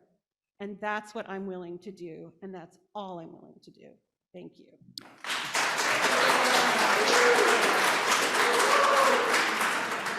Thank you for those comments. And I'm not going to be a schoolmarm, but if we can do a little bit like town meeting and save the booing or the cheering, and also just as a comment that I made earlier on, what will be really helpful for us. Of course, we can respond to comments like, this will destroy the neighborhood's character, or this is too much, this will create huge amounts of traffic. I'd ask you to focus on what are the elements of what we're doing that you think will change it, that we would be enabling, that cannot happen under current zoning, right? So is it is it that we are reducing the open space requirements? You just said you're not seeing any green space, right? There's none really to speak of today because the current zoning doesn't really allow for it. So if you can say to us, you know, you talked about 15% open space. Why aren't you talking about 25%? Or you can say, you know, you talked about reducing the parking requirements for apartments. So instead of only requiring one space for 1 and 2 bedrooms, how about 1 space for 1 bedrooms, 2 for 2 bedrooms? Those kinds of incremental changes, if you do support the goal of mixed use and creating housing, are really helpful to us. And I can fully appreciate that some people think there's already too many people there and there shouldn't be any more housing. We're operating under the guidance of the long-range plan that says that this is a goal of the town. And what we're here to do is get the neighborhood's feedback and the rest of the town's feedback for that matter, but the neighborhood's feedback on what that means. But if we can focus on those specific things, we can take those things back and at our next meeting say, you know, everybody came up with, you know, a reasonable way to make things work by saying 25% instead of 15. Thank you. Sir, yes. My name is William Andrews. My wife Kathy and I live at 83 Grant Street, where we have been since 1988. Concord was as expensive and sought after then as it is now. Our house was on the market for only 1 day. Our realtor refused to show us a house in any less expensive neighboring town because she knew that Concord would be the best place for our family. She was right. What makes Concord so different from other towns are its character and historical significance. These we must protect as passionately as those who defended their freedom on the North Bridge almost 250 years ago, because once lost, they will never be found again. Back in the 1820s and in 30s, when Henry David Thoreau was still a boy, our town was faced with the challenge of a different kind of development, industrialization. There were a number of workshops, clockmaking and furniture making among others, in the center of town on Main Street. Their machinery was powered by the Millbrook. As techniques of mass production improved, so did the demand for new factories which sprang up in Waltham and other neighboring communities. The town decided to preserve Concord as an agricultural community. As a result, it has remained the desirable place to live. Thoreau and his contemporaries will be horrified by the very idea of having a business district, let alone one named after him.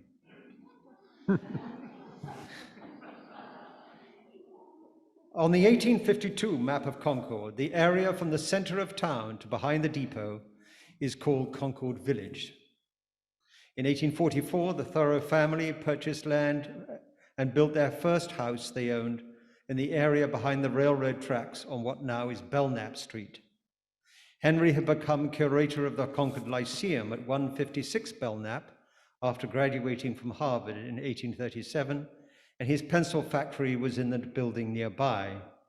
He served in the Underground Railroad, escorting the enslaved to the Concord Depot on their route to freedom. The family moved in 1850 to their new house at 255 Main Street. A short walk away at 342 Sudbury Road is where Daniel Chester French, one of America's greatest public artists, lived and worked. Much has changed since our governor announced the new requirements for multifamily housing along the commuter lines. First, COVID has transformed the way people work. The majority now work from home. To save time and money, many opt to travel by car anyway. Second, with the rapid increase in electric vehicles, the focus of pollution concerns is changing.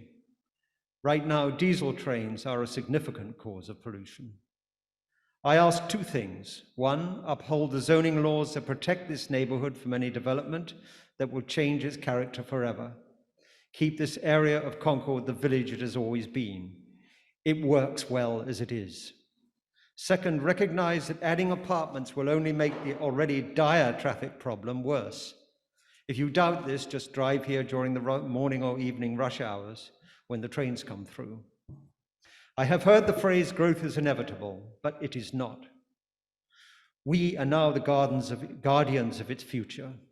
What we decide today will be judged by those who follow us. respect those who made Concord what it is today, and preserve and enhance its village character. Thank you very much for those comments. Okay, timer just went up, and so we're going to try to stick to this. And meanwhile, we'll go to Vicky Alani online, please. Vicky, if you can unmute yourself and state your name and address, please. Okay, I'm going to move on. We'll go with Deborah Alderman, please. Thank you so much. I really appreciate your taking the time this evening to explain all these very important issues to us.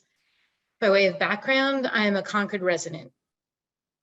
I'm now a committee member. I'm actually involved in the Bruce Freeman Rail Trail, and I am an active committee member in those efforts. So I've become in the very short 6 months that I've been at Concord actively involved. I love this community. I've been actively involved in many areas of Concord life. I also have a son, interestingly, who is actually involved in this exact topic in the DC area in these same issues. And so I understand that these issues impact communities all over Concord. They impact communities all over the United States. In fact, we are not unique.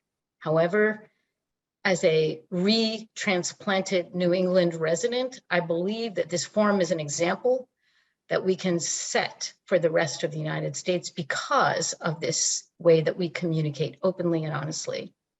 Lastly, I also just moved from New Jersey, which arguably has the greatest density of any state in the Union. I have seen firsthand the positive and negative sides of this issue. With this as a backdrop, I ask the following questions. Number one, how can you include a principle of ensuring 1800s and 1900s class beauty with 2021 goals and business objectives, as my friend and Will Andrews just stated, in this area of Thoreau? Number two, how can you ensure that eminent domain will not, in fact, be a factor in any way for those neighboring homes to the community, which in fact I saw became an issue in New Jersey, and in fact, residents were forced by eminent domain to give up their property? Number three, how can you ensure, most importantly, that Concord residents have a very clear and active voice in this project? You already noted and participants reinforced that early discussions were not well understood. How can you potentially confirm and validate that residents will be involved actively in this process so that they can be understood? Thank you for your time. Thank you very much for those comments. I'll go to you, sir, at the microphone. Thanks. Yeah, I'm Steve Newmeyer, 61 Belknap Street. So I just learned about this in November, beginning of November, and I sent out an email to a bunch of neighbors. Almost nobody knew about it, so it seemed like, I understand it's difficult to get community outreach, but whatever you've done in the past, it didn't seem to work this time. So there's some room for improvement there. I thought maybe email people, but that's just an idea. So listening to the planning board and the MAPC, it seems like there's a lot of words tossed around: vitality, affordability, walkability, sustainability. But what I'm missing is data. I don't see a lot of data and numbers presented. So I looked up some numbers, and one of the ideas is we got to grow, and we have to grow and provide more housing. So I was curious, and I looked up population. Population grew after World War II up to 1970. You had the baby boom, and then since 1970, which is a while ago, population hasn't grown that much. It grows 0.27% per year since 1970.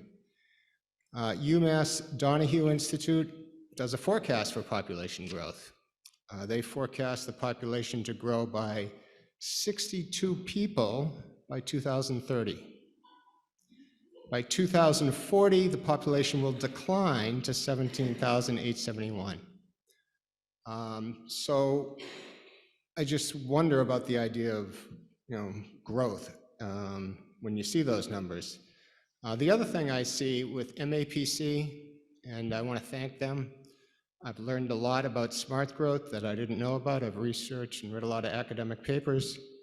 And it just seems like the MAPC has an agenda for smart growth when you read a lot of the documents.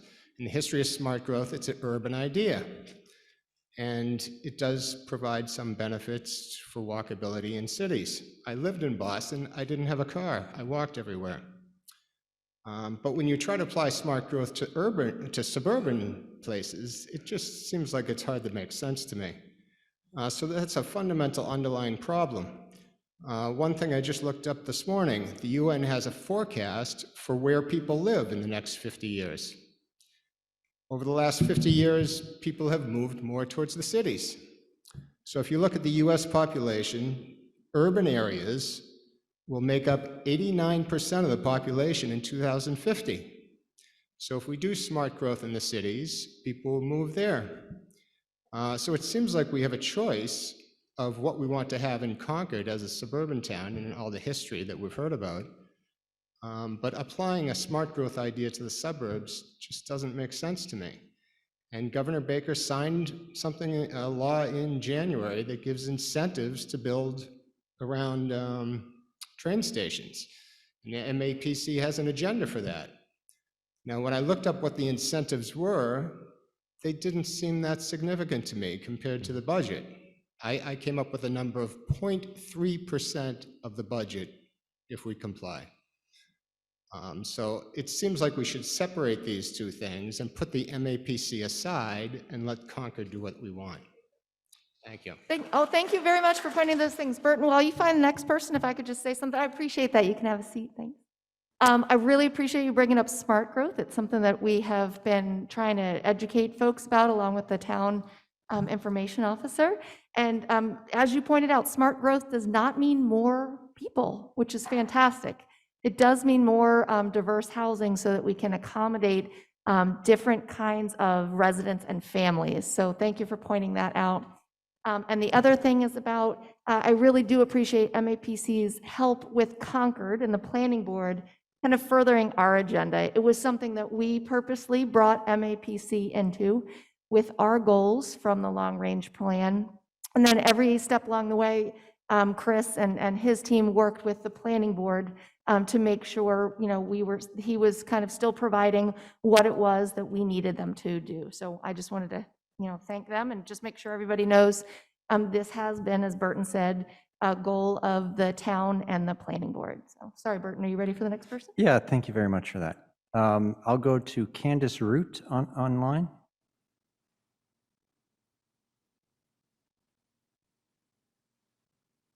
Candace, if you're available. Sorry, Great, I was can trying to hear you. unmute myself. Thank you.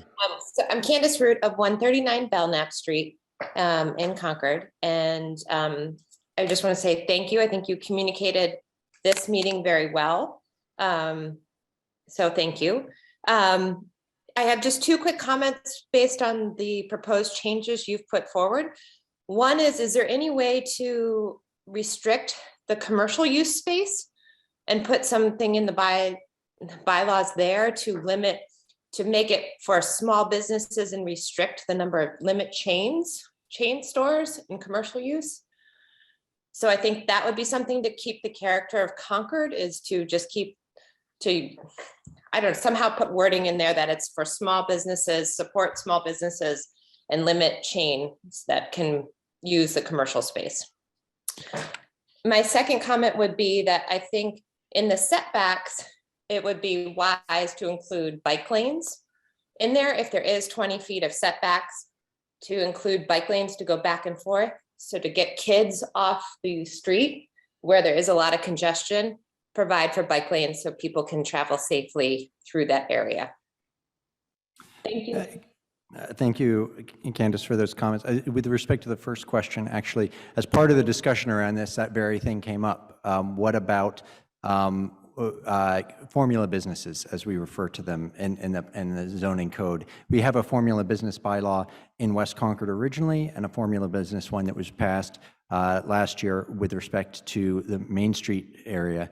And we are going to be proposing a formula business bylaw for the Thoreau district as well, because it seems to be working in the other two districts and for the exact reason that you mentioned.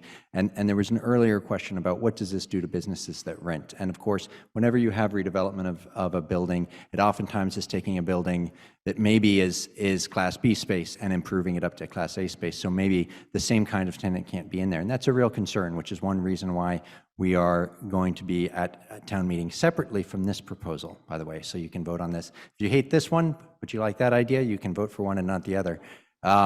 We'll have a formula business bylaw proposed as well. Oh, yeah, let me go to that microphone, sorry. Hi, my name's Ann Sussman. I live at 534 Old Marlborough Road in West Concord. I've been here about 9 years. I do have a question for you, Mr. Flint. Do you have a design review board for the town of Concord? There's not a design review board. Okay, well, so I'm going to just read you briefly, I did 5 minutes of internet searching, the number of towns that have design review boards. And there's a reason you want boards like this, because what they can do, I can't breathe, what they can do is continually update the guidelines, as well as design review boards are composed of resident architects, engineers, landscape architects, who can use evidence-based practice to make sure Concord is instigating the right plans. So let me just read you this briefly. Amherst has a design review board, Acton, Hull, Boxborough, Sudbury has a design review board, Hopkinton, Yarmouth, Sturbridge, Ipswich has a design review board. Needham, Andover, Hanover, Wellesley, Foxborough has a design review board. Natick, Marblehead, Salem, Beverly, Wayland, Bolton, they all have design review boards. And I think, I lived in Acton, I served on the design review board before I moved to Concord. I think doing a project like this, one reason there's such anxiety that I feel in the room is because you don't have the systems in place to make sure you can deliver the project. And a design review board, I mean, there's even more towns in the Commonwealth that have them. There's a reason Ipswich, Salem, Marblehead all have them. You need them if you want to do a project like this. Thank you very much, Ms. Sussman. It sounds like it's a good proposal for town meeting. Now, sir, yes, you. Michael Coogan, 15 Whittemore Street. I have two reasons for supporting the zoning proposal. The first is subjective. In my view, the Thoreau Depot Business District now is not, as has been suggested, a charming village, but rather a hodgepodge of loosely connected strip malls with very little aesthetic appeal apart from the depot itself. And rezoning, as suggested, would make it possible to have an aesthetically more integrated area, and failure to rezone would allow owners to develop their properties as they wished. But my second reason is more in terms of the town's ideals.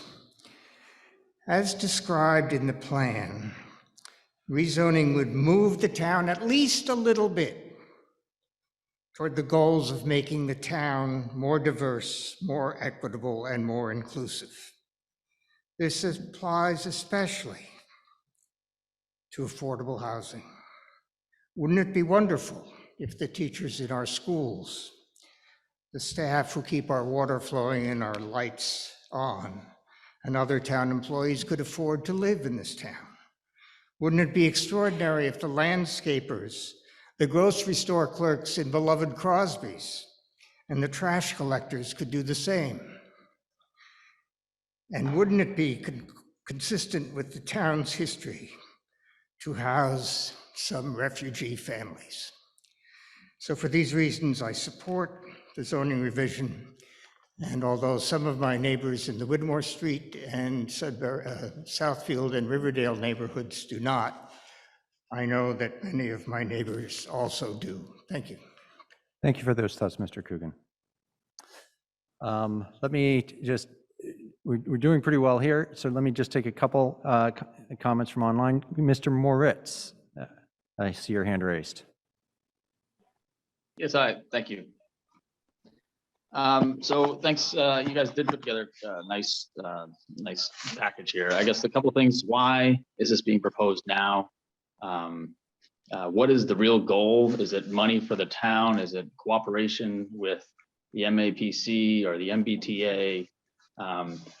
And I guess another big thing is I don't really see, while it's the Thoreau district on paper, I don't really see how the area in front of the on Thoreau Street is in any way similar to Crosby's lot right there. While they're the same, just like residents see, there's lots of different areas, but I see these as two separate projects to observe, namely one, like the 4 to 5 houses. So if you don't have to have 4 to 5, or you don't have to have affordable housing for 4 to 5 units, great. Maybe that's appropriate for the Thoreau district, or for the, on Thoreau Street. If you put 20 4 to 5 unit homes on the Crosby's lot, then there's no affordable housing and we've gotten nowhere. So the other thing is, it's existing today in a commercial Thoreau district. I don't know the rules. I don't know if anyone can just propose a mixed use development or a residential development, but I presume that the changes we're making now will enable that to happen. A couple other things, shared parking spaces. There was a statement earlier about we could share with the business units on the, on the bottom floor, and, nominally during the day that, the homeowners would go out to work. But I think the idea is that they're by the train station, so they would take the train. So I think that's a bad idea to assume that people would be sharing these spaces. And then the other thing is no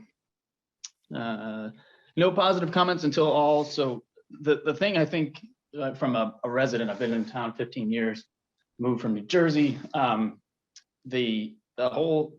It seems like there was zero communication, billboards, whatever, throughout town until everything became negative. And then there was, all of a sudden, it was published in the journal, and there was some more discussion about it. And so I feel like, I think the neighborhood, we just feel like we're blindsided by this, with the addition of, the recent ruling of multifamily houses being able to be built in residency neighborhoods. Why just residency neighborhoods? It feels like maybe the planning board is disconnected from other ventures in town. So that's it. That's all I have. Thanks. Thank you very much. You touched on some really good things there, and I just want to respond to a few things.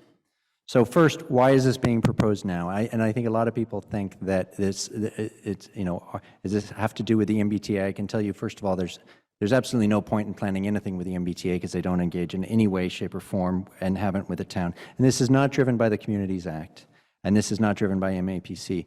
The law that people are referring to, the Communities Act, that wasn't a thing when we started this process, because this process has been going on since 2019. It came up late in the process, like in 2020. And like somebody previously commented, well, what's the benefit you get as a percentage of the budget? I believe that was you, sir. To me, that's not immaterial, right? I mean, that's not how the Concord makes decisions. This is not driven by that act. And it's not in my mind, I don't want to speak for the rest of the board, but this is driven by what's in the long range plan. I'm a volunteer that's on the board, and I've been, I feel like finally after about 5 years, I kind of know how things are done on this board. And what we do is this is not my proposal. This is not my idea. We look to the long range plan, and it's in the plan, and we get these action items with our terrific town staff in terms of teeing these things up for consideration. And in this particular case, because of the complexity of the issue, we used MAPC. That's not driving it. With respect to the idea that there's no similarity between Thoreau and Sudbury, I agree that there are some dissimilarities, and that's one reason why this proposal has a concept of a primary street and a secondary street. Thoreau being the secondary street, and some of the setback requirements and the like are designed to be smaller, and effectively this idea where you could put in a four-story building, including 3 stories of houses over a supermarket. There's only one place that can occur, and that's on the Sudbury district. We don't expressly say that you can only do these things on Sudbury Road, but that's the effect, because it is a different street. Then the comment about, well, what happens if you get 20 4 to 5 well, the cutoff is 4 units. And above that, you need affordable housing. What if somebody goes onto the Crosby's lot and builds 20 houses with 4 units? That would count as 80 units. You can't, it's one lot. When you start combining lots or trying to subdivide lots, there's all sorts of processes that you go through with the town on that. So thank you very much for those comments. They raise really good points. I'll go next to you, sir, in the microphone. Thank you. Hi, I'm Mark Carbeau. I'm living on 325 Main Street, which is the historic district that abuts this area. I have 3 points that for your consideration, and thank you all for your service too. I know it's a lot of extra work. First is around the math on density, and there's different variables I'm starting to understand that play into what is ultimately density that would make this feasible for development. I support the notion of multiple use. That seems to make sense and be a noble intent. And I would just invite you to think about the density equation, and do we really have to get, can we relax that a little bit? There's other economic reasons for developers to want to be in Concord, and maybe we don't need to be quite as rich as the standard assumptions there. So trying to get to a little bit lower density might make this more palatable. The second is, I'm not sure how to describe it, but it's sort of the weight of the buildings. And I feel like if we're on Thoreau Street and we see a 20-unit apartment building, that will look terrible. We don't want a wharf warehouse appearance. And so I like the notion of smaller single units, not singles, but smaller developments, more frequent developments. If we had the Concord Muse or the Prescott in Crosby's lot, that would look terrible. And so the idea of having a 20-unit apartment building, to me, is very off-putting for this part of town. And so if there's a way we can factor in some design requirements that limit that facade appearance. The third, and I think my strongest point, is around thinking about commuter parking. And I like to think that we're a forward-looking community, and we're thinking not just 10 years ahead, but 50 years ahead. And we need to be stewards of this really cool environment. And a really neat asset that we have is we're on the commuter rail line, and it's a commutable, walkable city. And I understand that's not exactly the purview of zoning, but if we can not kick that can down the road, is it possible to try to integrate sort of the commuter parking plan with this effort? I know you have some incentives and you sort of have some back channel ways to do that. So I would say either try to bring up those higher in the agenda priority from my perspective, or try to have a process that also fast tracks some commuter parking solutions for the town, because I do think that's an important asset that we're going to add friction to fixing that issue if we don't do this issue correctly. Thank you very much for those great points. Thank you. I just want to add about the commuter parking, and I think everybody's been kind of seeing that online. Everybody knows how many permits right now are available for the parking, right? There's about how many? I'm sorry? There's actually 70 permits available. That's 25% more permits than spaces available. And 50 of those permits are reserved for Concord. The other 20 are for out of town. And right now it sounds like the reason they issue much more is that that parking lot is not fully subscribed. So let's just make sure we're focusing on, what, as we heard, what the numbers are and what the data we have is, so that we don't have to make an issue that isn't there yet. So. But we're not talking about commuter parking. These parking spaces are empty in the area. So, but thank you. I'm sorry, Burton. Who did you want to go to next? Hi there. Yeah, why don't you go ahead and speak? I commend you all. Yeah. It's quite an undertaking. You don't need to speak right next to the mic. I'm Moira Walsh, 169 Thoreau Street, and I've been in Concord over 20 years, and I love it. And I think it's the most amazing working community of volunteers I've ever experienced. And I really appreciate what you've done, and I am all for mixed housing. I think when I look at this, I feel like you've bitten off more than we can chew. And I think that's part of it. If you could, it's a trust issue. You people come and go we're all here. We stay here. We live here. There are 6,000 seniors who are going to be in Concord, and most of them are not moving out. So I think what we're saying is, or at least what I'm feeling, is I came here 2 years ago when Starbucks wanted to put a drive-through. And that got voted down. Well, here we are. Starbucks is back on the agenda. It's back in the zoning, and there's been no traffic study, which we were promised. So how can I trust? You know, you do your job, but will the other people in the community, town people, coordinate with you? Because I am so in favor of what that woman mentioned about having a design community. It's a wonderful, I can't believe we don't have one, because that's what I kept saying. Where's the foreman for all of this? You know, nobody redoes a whole neighborhood without somebody really in charge of this thing. And I mean long-term, because you all won't be here in a couple of years. And some of us won't be here too. But the bottom line is we're building a community for now and for the future. And it is a neighborhood. And whether you people understand that or not, it's a neighborhood, and people live there, and there's lots of children and lots of old people, and we do want community housing. But I certainly trust the people who did Concord Crossing before I trust some new developer to come in town and do something. And my question is, like, when I talked to the manager at Starbucks and the owner, they had no idea that this was even in the works. So my question is Stop and Shop willing to do this?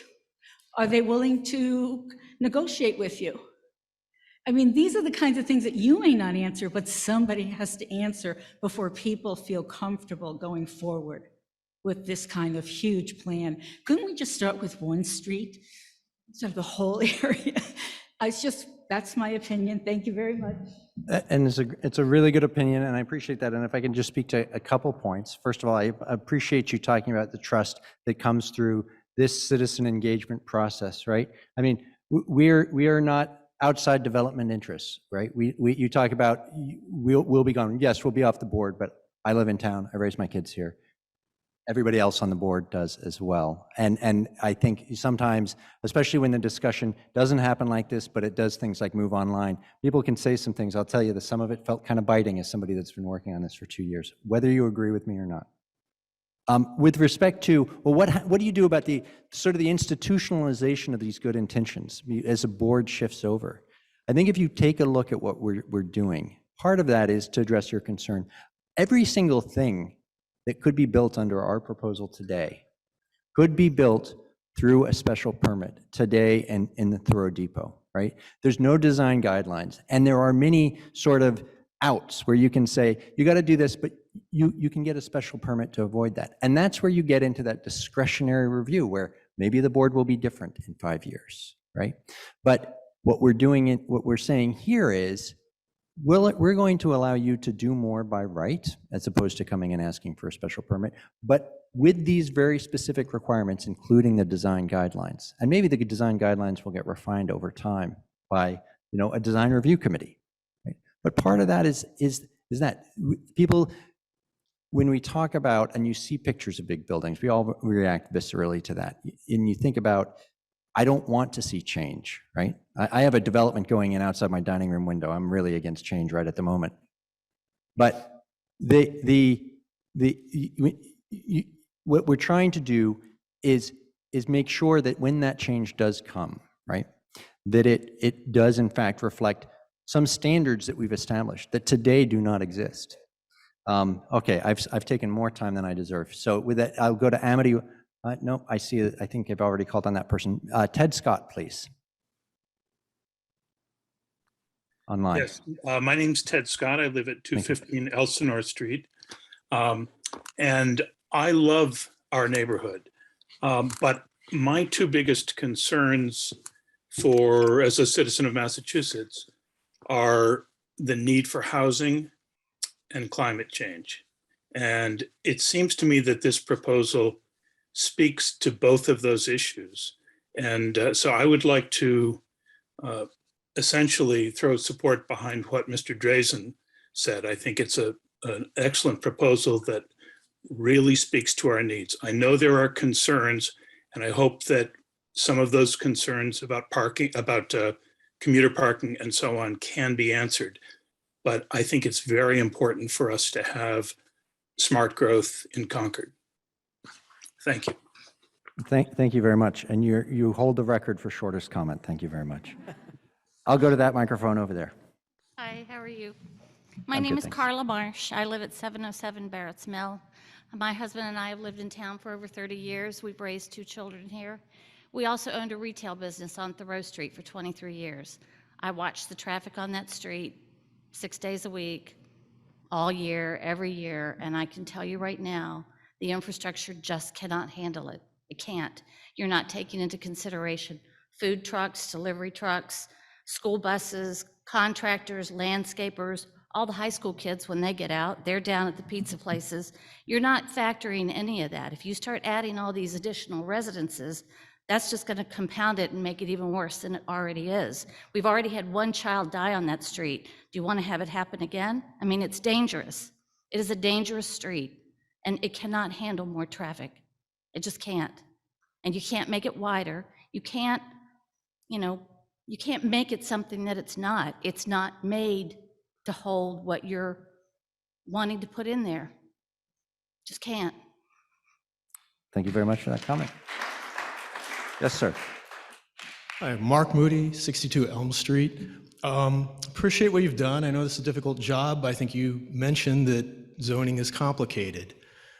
To that end, you're asking us to understand a set of things you want to propose, and there's not much detail in it, really. Traffic studies, that'll happen in the future.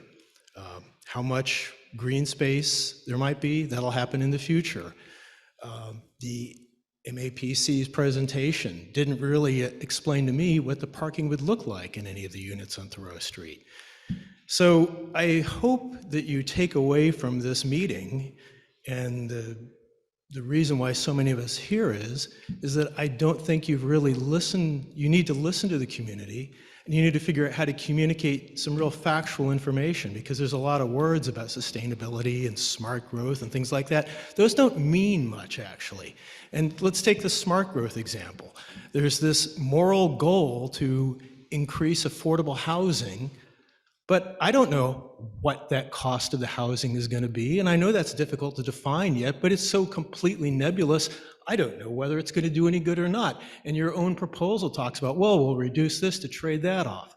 So as this moves forward, you need to figure out a way to put some more meat on the bone so we understand what we're talking about. Because honestly, if something like this came to me at work, I'd send it back and saying, I can't review this now. So that's what I'm asking. Figure out how to work with us in a way where we understand some more detail and don't kick the can down the road for these issues like traffic and parking and things like that. Thank you. Thank you very much. Valid criticisms. And one thing, when you're on the planning board, the board wears 2 hats. One is proposing changes to zoning and helping with the town's planning process. And the other is reviewing projects, right? I don't know if it's a 50-50 split in terms of our time, but what we do when a project is proposed is site plan reviews, and that's when we see, because they're paid for by the proponents, not by the town, but sometimes they have to pay for our own outside expert, traffic studies and different things like that, engineers for stormwater and all of that. Those happen on a parcel by parcel basis, and I think one reason for so much concern that's been expressed is it was presented in a way with people seeing large massing models that it was a fait accompli in terms of particular designs or particular sizes, and that's unfortunate because that's not the case. With respect to putting some meat on the bones for affordable housing, I would just want to say I don't think we've conveyed that clearly enough. Right now, the requirement just refers to affordable housing, whatever the heck that is, right? What we're doing is we are adding some meat to that. We are saying that at least 10% of the dwelling units, and no less than 1 unit, this is for between 5 and 10, must be available as affordable housing at 80% of the area median income, which is a formula that this state uses, and included on the town's subsidized housing inventory. So that's a very specific thing as opposed to affordable housing. It means that it is deed restricted so that it is sold to somebody who meets that income profile. So 80% of the area median income. That's, you're talking your teachers, your nurses, your firefighters, and it goes into this affordable housing inventory that keeps us out of 40B jail, right?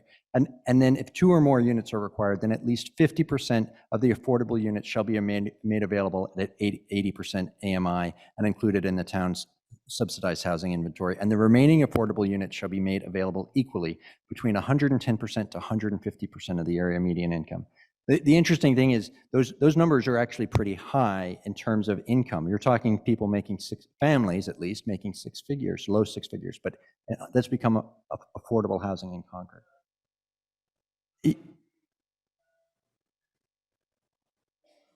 Yeah, right. And the question is, if I may paraphrase, how many units would that produce? So today we haven't seen any produced under this. And unfortunately, we had a requirement to set aside for the right of first refusal for subdivisions when subdivisions get proposed. If people think we roll over for developers, we got sued by that developer and they overturned our affordable housing bylaw as a result. This was this year, and it's unfortunate.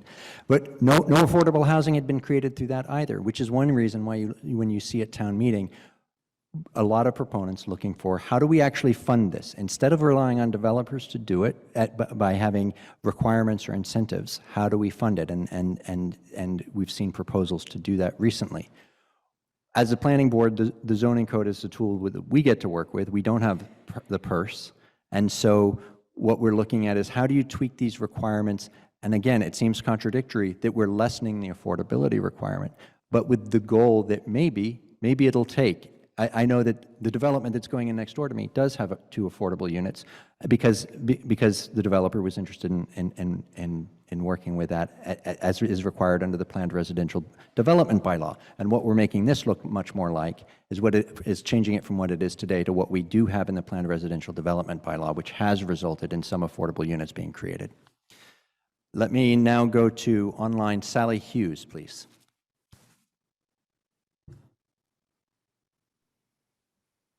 Hi. Good evening. Hi. I also live at 196 Hubbard, corner of Thoreau and Hubbard. And I understand there's a lot of concern about traffic. However, I've lived in this neighborhood for 10 years and I've never had a huge traffic problem. And I am so thrilled about this area becoming far more usable and more exciting than it is now. And I understand there's a lot of issues with it. And maybe there's a separation between Thoreau Street development and Crosby's development.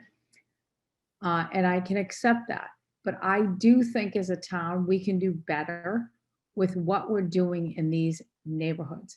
The Crosby's area is so underutilized. It could be so much more accessible, usable, visible, and more entertainable, as can Thoreau Street.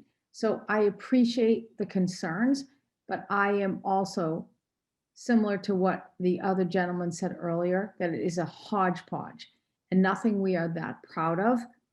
And we can do better in both of these neighborhoods and find a common ground that will make it far more viable for businesses, for housing and commerce. And I hope and I appreciate all you've done. And I know you're getting beat up on everything you're trying to do, and I want to support you.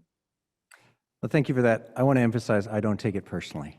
I'm just going to do a time check. It's 8:45. The planning board is used. We've got iron butts. We're used to sitting on Tuesday nights for about 3 or 4 hours, every other Tuesday night. So we'll stay with us. But I think we should try to wrap up within about the next 45 minutes. It looks like we have about 8 or 10 more people in the room and 8 or 10 more people online. If we can keep track to a minute or so, that would be very helpful. Let me go to you, sir, at that microphone.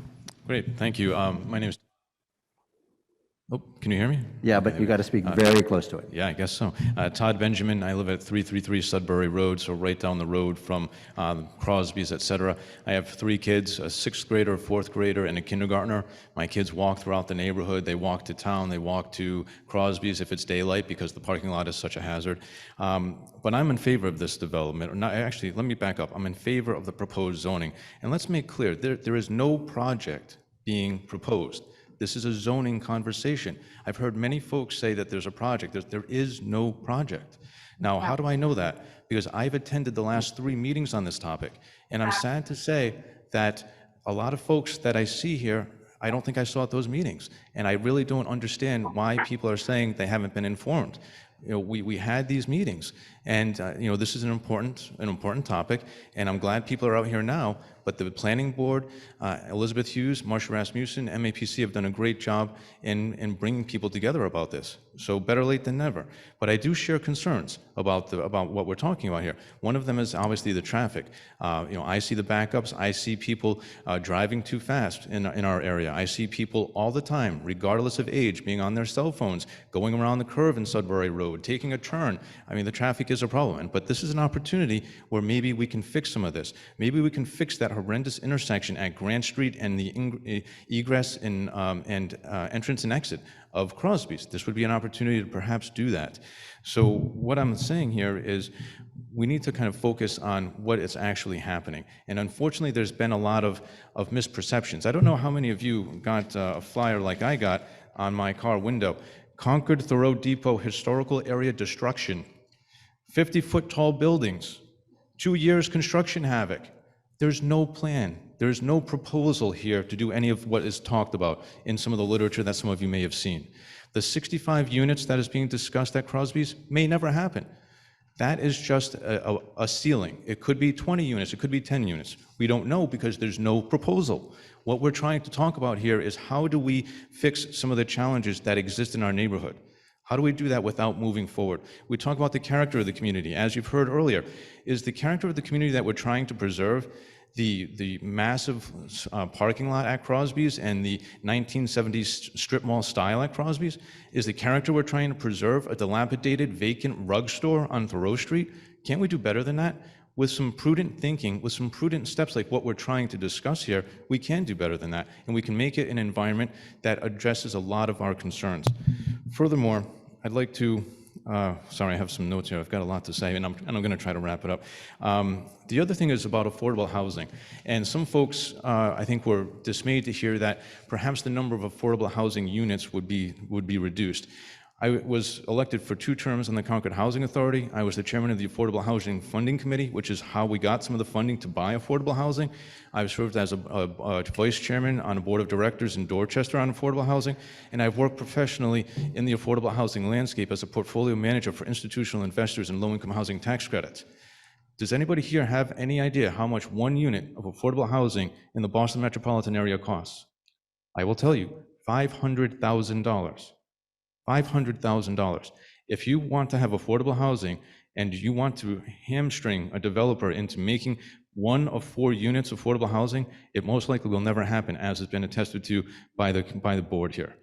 So I'm all in favor of doing things prudently. We want to move forward. We want to see some prudent changes. And I think we need to really take a step back and listen to what's being talked about. There's no proposal. There's no plan. We're talking about making it possible for some changes. And when we make that possible, then we'll start to see some of these numbers. We'll start to see proposals from developers that specifically address some of these issues in terms of how much traffic, what is your stormwater management going to be, what is your open space going to be. But we're not at that point yet. And this whole conversation is trying to get us to a point where we can make some positive, impactful changes in our neighborhood. Thank you. Thank you very much. Yes, please, your name and address. Hi, Robin Garrison, 53 Middle Street. So I am right in the heart of the area we're talking about. Now, I understand that the point of the planning board is to plan for the future, and I understand that this project is theoretical.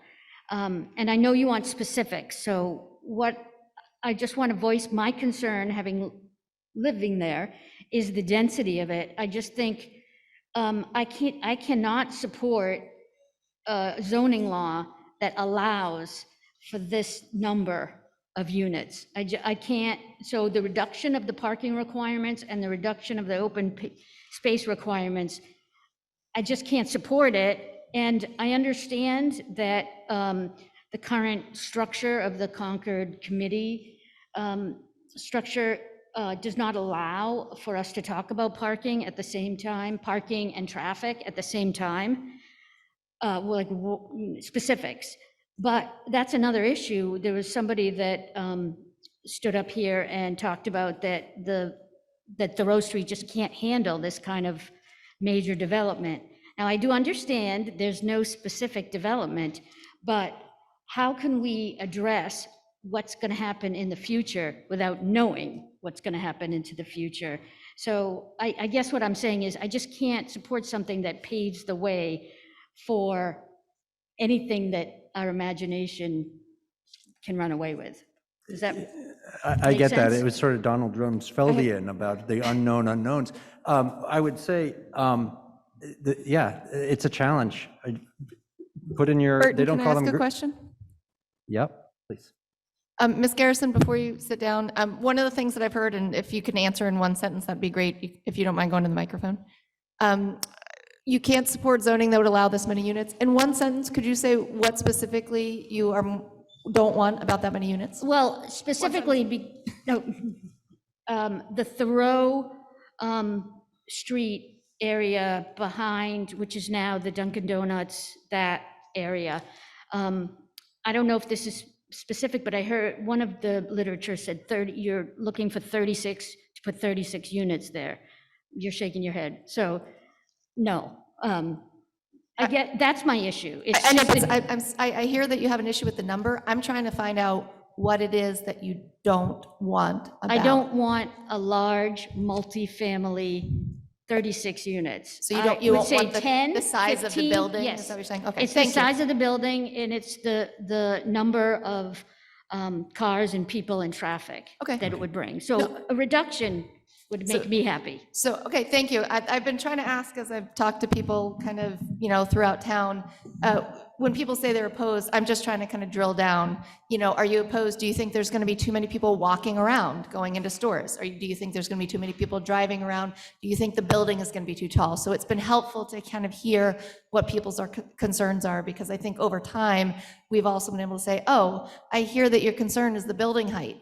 Actually, the house next to you is higher than what you're going to be allowed to build, or so different things. Oh, you're concerned about too many cars. Well, actually, this is what we understand. So it's just been good to hear, and everybody has some different concerns. So thank you. Burton, where are you going next?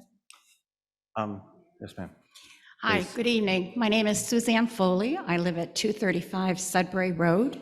If you look at the plans that are outlined for the Thoreau district, it's all in red and everybody's lined up in there. There's this little gray box next to it, and that's my house.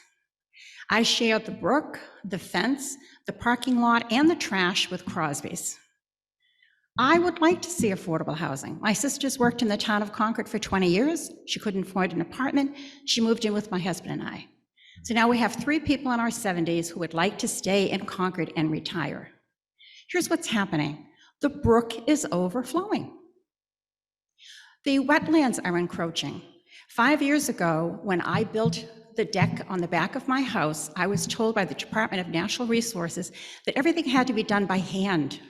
Not one machine could come into my backyard because the entire area is so fragile. Yet there's been nothing talked about tonight about the wetlands or my home. The town of Concord didn't even have the decency to inform me that 62 units are possibly moving in next to me. Now, what I've learned tonight is that there may be public parking on Sudbury Road, which means now there'll be parking in front of my house. I've learned that with a special permit, we can go from 3 stories to 4. That's wonderful. We already have a lighting issue.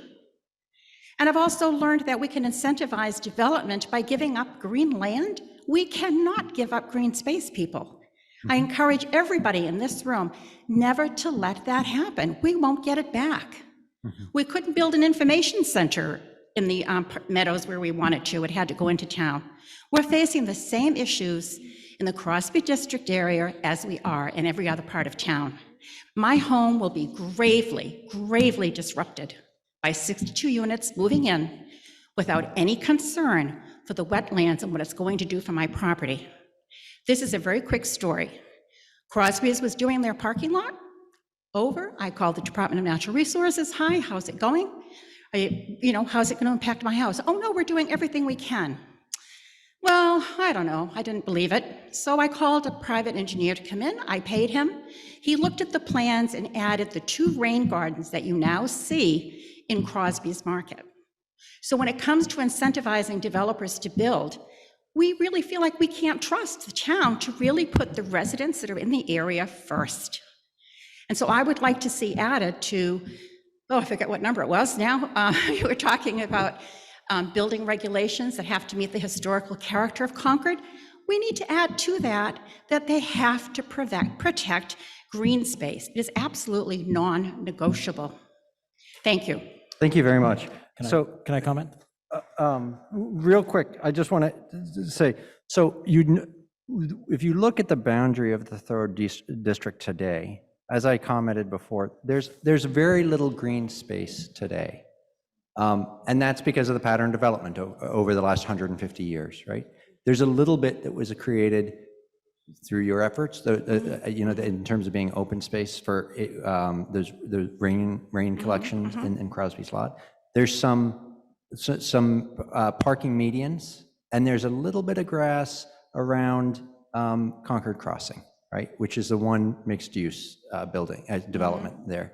What we're talking about is if somebody is building a new project, redeveloping, because there's no undeveloped land, there's no forests in this district, there's no fields.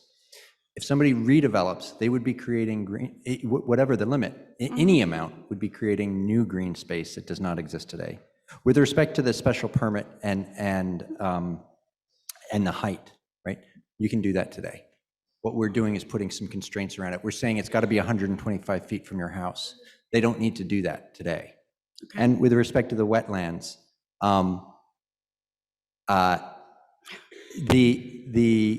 anytime there is a site plan review or project that's going through the planning board, they have to comply with modern stormwater requirements. It is really complicated. I won't pretend to begin to understand it, right? I'll just say one thing to you. I will say it's probably about 30% of what a proponent of a development goes through, and I can't imagine the expense, right? I bet when Crosby's was built in the 1970s, they paved to the edge of the park of the lot line, and that's all they had to do.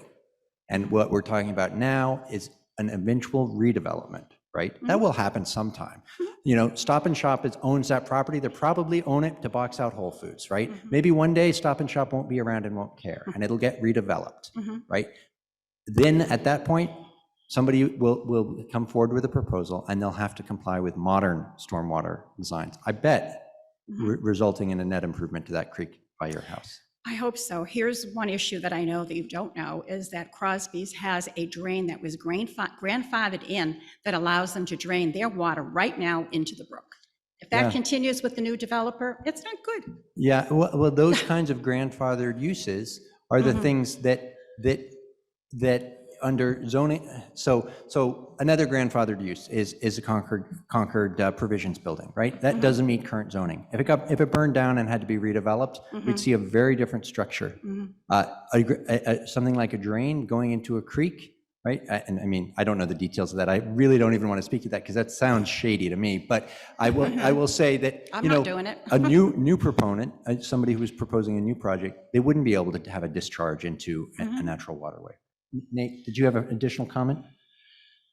No, you addressed it. I was going to make the point about the setbacks for the existing 40-foot.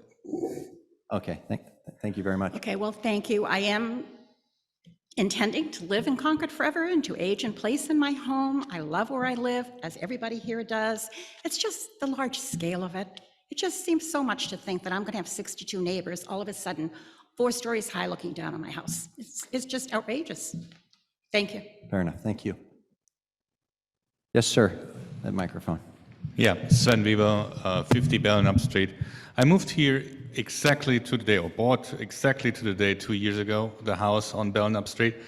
And just some real life observations to parking and traffic. So if people don't want to pay for commuter parking, they pay in neighborhood streets. If there's not enough parking for where you live in one of these units or you go shopping, you park in neighborhood streets.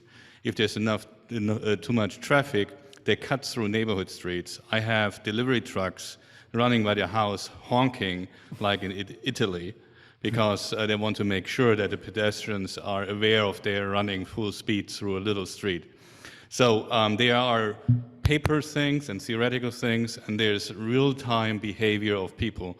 So I agree there needs to be change in that region. They are run-down units, and it's terrible. I see rats running around.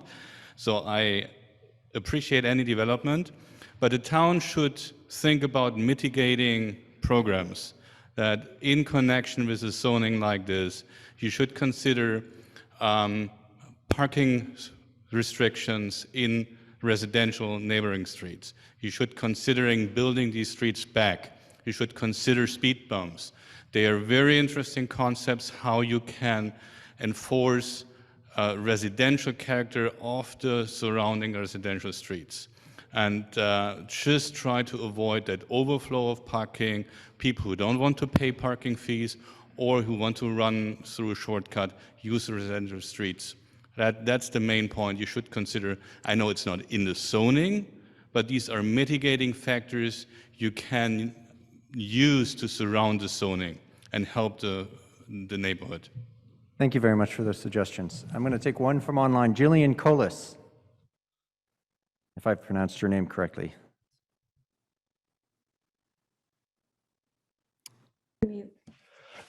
Yes, actually, it's David Collis from 120 Sudbury Road. We've lived here for 30 years. The way I understand it is we want to put mixed use there, and I think most people are in favor of it. I understand from Chris it's economically infeasible with the current zoning to do that. So what are we proposing? We're proposing less affordable than is currently required. We're proposing less open space than is currently required, and we're proposing less parking than isn't currently required. And if we give on those, it becomes economically feasible to build the 38-foot or the 45-foot buildings. And I get it. I understand there's a trade-off, that's what has to happen. You asked explicitly, most people are concerned about the density. Which one of those three would I want to push back on? It would be the parking one. I think the parking one is wishful thinking on your part. It's like the inverse of a field of dreams.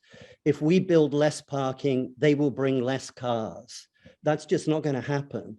There are going to be 2 cars for each of the apartments, and they're going to bump out parking for the commercial or the restaurants, whatever it is. So the specific thing I would look for is to go back on the parking and ask for whether it's 2 parking spaces for every bedroom unit.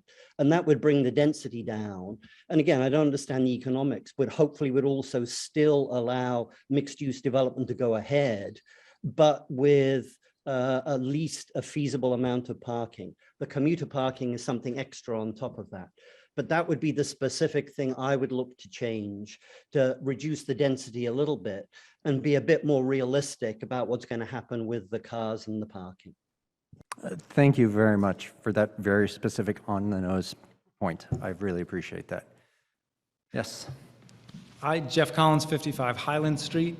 I'd like to speak from a few perspectives. One, former service on the West Concord Advisory Committee, a subcommittee to the Planning Board, and so to thank you all for your work and to recognize that this work arises from the town master plan and a lot of previous conversations, and this public dialogue adds to it. So, and then as a resident of West Concord, observing in our 14 years in town here, that we've seen a lot of change in West Concord, from the Brookside Village to the renovation of the mill building, additional housing nearby, additional businesses, and that's brought vibrancy and pedestrian traffic to the streets, and that slows the vehicular traffic. We've got the train station obviously as well. So bringing that vibrancy, I think, will make streets safer, make them more walkable, and having that mixed use there brings that all together and enhances the community and the safety of the community. And finally, I'd like to speak from a professional perspective, having worked at Mass Audubon for 22 years and completed a series of reports called Losing Ground, where we look at the change in land use across the state of Massachusetts. We're losing, anyone who's concerned about green space needs to acknowledge we're losing 5,000 acres of forest every year, primarily to residential housing. And if we can't figure out as communities how to accommodate the growth that we're seeing and is being demanded in this state, because we're one of the few massive economic engines in the whole country, it's going to happen in forests. And if we're serious about our climate change commitments, we need to think and plan as we're doing here for our community, but look outside the borders of our community and think of our commitment to the region, to the state, and to the globe. And I think this type of mixed use, transit-oriented, is exactly what needs to happen through careful planning, which we're trying to do here tonight. So I enthusiastically support this and thank the board for all your efforts to pull this together and everyone's efforts to understand and contemplate it. Thanks. Thank you very much, Mr. Collins. And you made me think of one thing, which is an interesting after effect of some of those changes we've seen in West Concord, which is a project that we'll be kicking off sometime soon, hopefully. But it's essentially bringing traffic calming measures to the main street through West Concord. There will be extended bump outs for crosswalks. The street will be repaved. There will be additional crosswalks created. And that's because what happened was this vibrancy built on that, and people said, we need a better main street. We need a safer Main Street through West Concord. And through a community process, that's happening in West Concord starting in, I always want to say next month, but sometime in the next year. And maybe that's something that leads out of this as well. Sir, you've been waiting patiently. Thank you. Yes, I'm David Winstanley. I've lived here over 50 years. I have now scaled down from a larger house into a smaller house. I built a smaller house on Middle Street. I want to give you a perspective. I'm also a real estate developer. We need to put the affordable housing issue to bed. Over the last 50 years, there's been at least 20 proposals during town meetings to take conservation land. So we're taking residential land off the market. So that was a decision the town made, whether it was right or wrong, that was a decision. Affordable housing is really a dead issue in Concord at this point. So you need to face that fact. Secondly, I'm doing a project in Connecticut. It's 1,000 units of mixed housing, okay? I'm working with the town of Windsor, Connecticut, who is actually older than Concord. They were founded in 1630. We worked for 3 years with the planning board and came up with a form-based code, which we hired an architect who specialized in that and brought that forward. Now we have all the architectural controls, we have the size, we have the mix of housing, but that's what you need. And I think it's time for the town of Concord not to lean on the board to develop zoning bylaws. Go out and get professionals to do it for you. That's it. And specifically on the comment about form, thank you. Specifically on the comment on form-based code, boy, would we ever like that here, I think, from the planning board's perspective. And adopting it is, as you clearly well know, a larger undertaking that requires a lot of expertise. Yeah, thank you. If I may go to that microphone. Oh, hi, Karen Silver, 164 Thoreau Street. I'm concerned about the possibility of the 4-story buildings in the Crosby's area. I've heard a lot tonight mentioned about the setbacks from Sudbury Road, but as I'm sure you know, there's a large residential community that's adjacent to the Crosby's lot, east of Sudbury Road, Thoreau Street, Thoreau Court, the southern part of Hubbard Street. Mm-hmm. We all have a clear view of the Crosby's area and a direct view into it. And we wouldn't, according to the current recommendations or suggestions, we wouldn't have necessarily a smaller building to hide our view of a tall building in the back there. Just consider, you know, it would be a big change for our visual environment, the trees that we see, the night sky. And I would just ask the board to consider perhaps not allowing the possibility of 4-story buildings back there. Thank you. Okay, so if I may distill that to the sort of specific point, you wouldn't want to see the allowance for a special permit to go higher than the standard zoning in the district? I think, yes. Okay, so, and I think you probably heard earlier tonight that today there is a special permit process to go higher than what we're proposing. So it may be the case that that's never economically feasible, so I don't want to bring, scare tactics into this, but it exists today, right? And so what we were suggesting, confining that space where it would happen, and that to get that special permit would go through a special permit process, which I think any developer would tell you is painful, but that's designed to get that kind of input from people who are joining, and it's also why we required that 125-foot space between that. But I really appreciate that specific point, well noted, and I will put it down and as we further deliberate. Right. And again, I just wanted to point out that there is this a large residential area there that I think often sort of doesn't get mentioned because, I mean, we do have somewhat the buffer of the train tracks, but we have the train tracks. Right. So we already are contributing some of our, I don't know, peace of mind and our serenity to public transportation. So anyway. Yeah, and for some of your neighbors have made these points before, or maybe it was you at some of our prior meetings. So we have heard these concerns. So I appreciate that. Thank you. Actually, if I may, I need to go. I haven't taken anybody online for a while. Mr. Kleinman.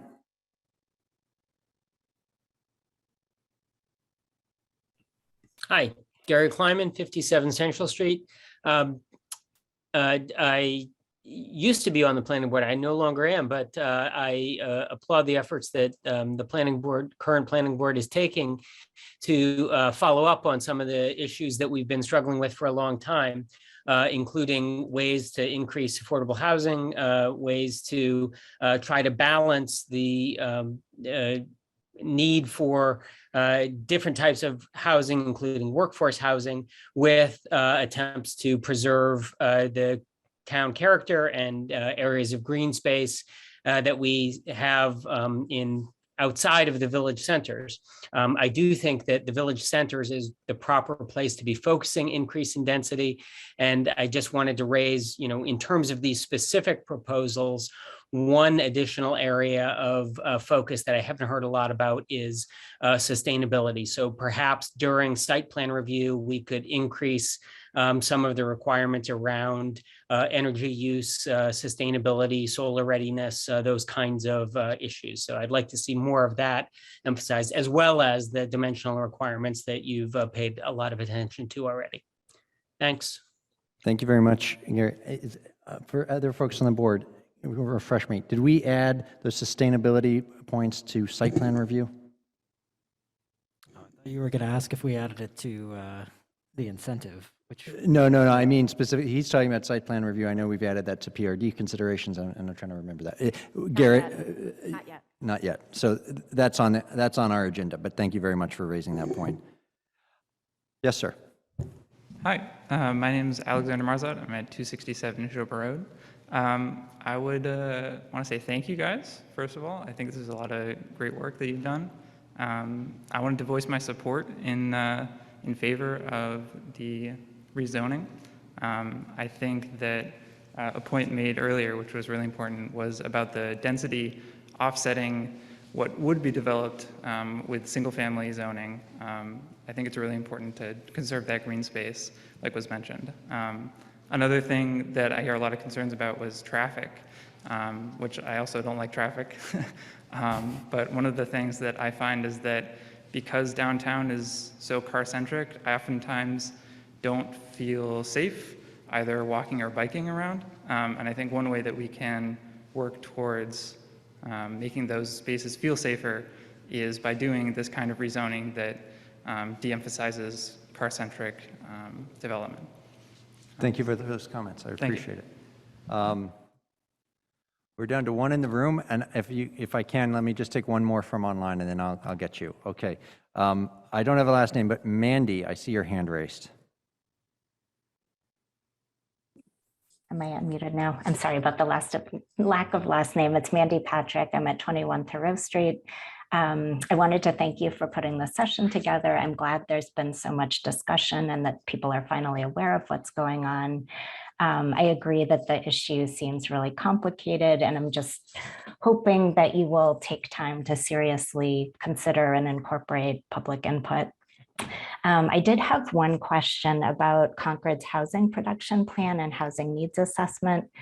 My understanding is that the last one was done in 2015 and that a new one is due out soon. And it just seems to me that in the past few years, a lot of housing has been built in Concord, and was just wondering if it's worth, sort of reassessing where we stand now in terms of what type of housing we encourage with the rezoning. And then I guess we've hit on traffic a lot already. I would really like to see some sort of traffic study done first. I think, you spoke of sort of roughly trying to estimate increased traffic due to housing, but this rezoning is likely to increase new businesses as well, I would assume. And it seems like that's going to generate traffic also. So it's more than 200 additional trips. And I don't see a way to fix the traffic problems on Sudbury Road, particularly if you would support the idea of preventing cut-through traffic on Grant Street, because there's only that one road that goes across the train tracks. And yeah, I'm just concerned that by the time specific development proposals are being considered, it's, sort of too late to think about that and do anything about it. And just, have experience as a pedestrian and cyclist in the area, both on my own and within my kids and with my kids. And I'm just concerned that Sudbury Road is already very dangerous without the additional traffic.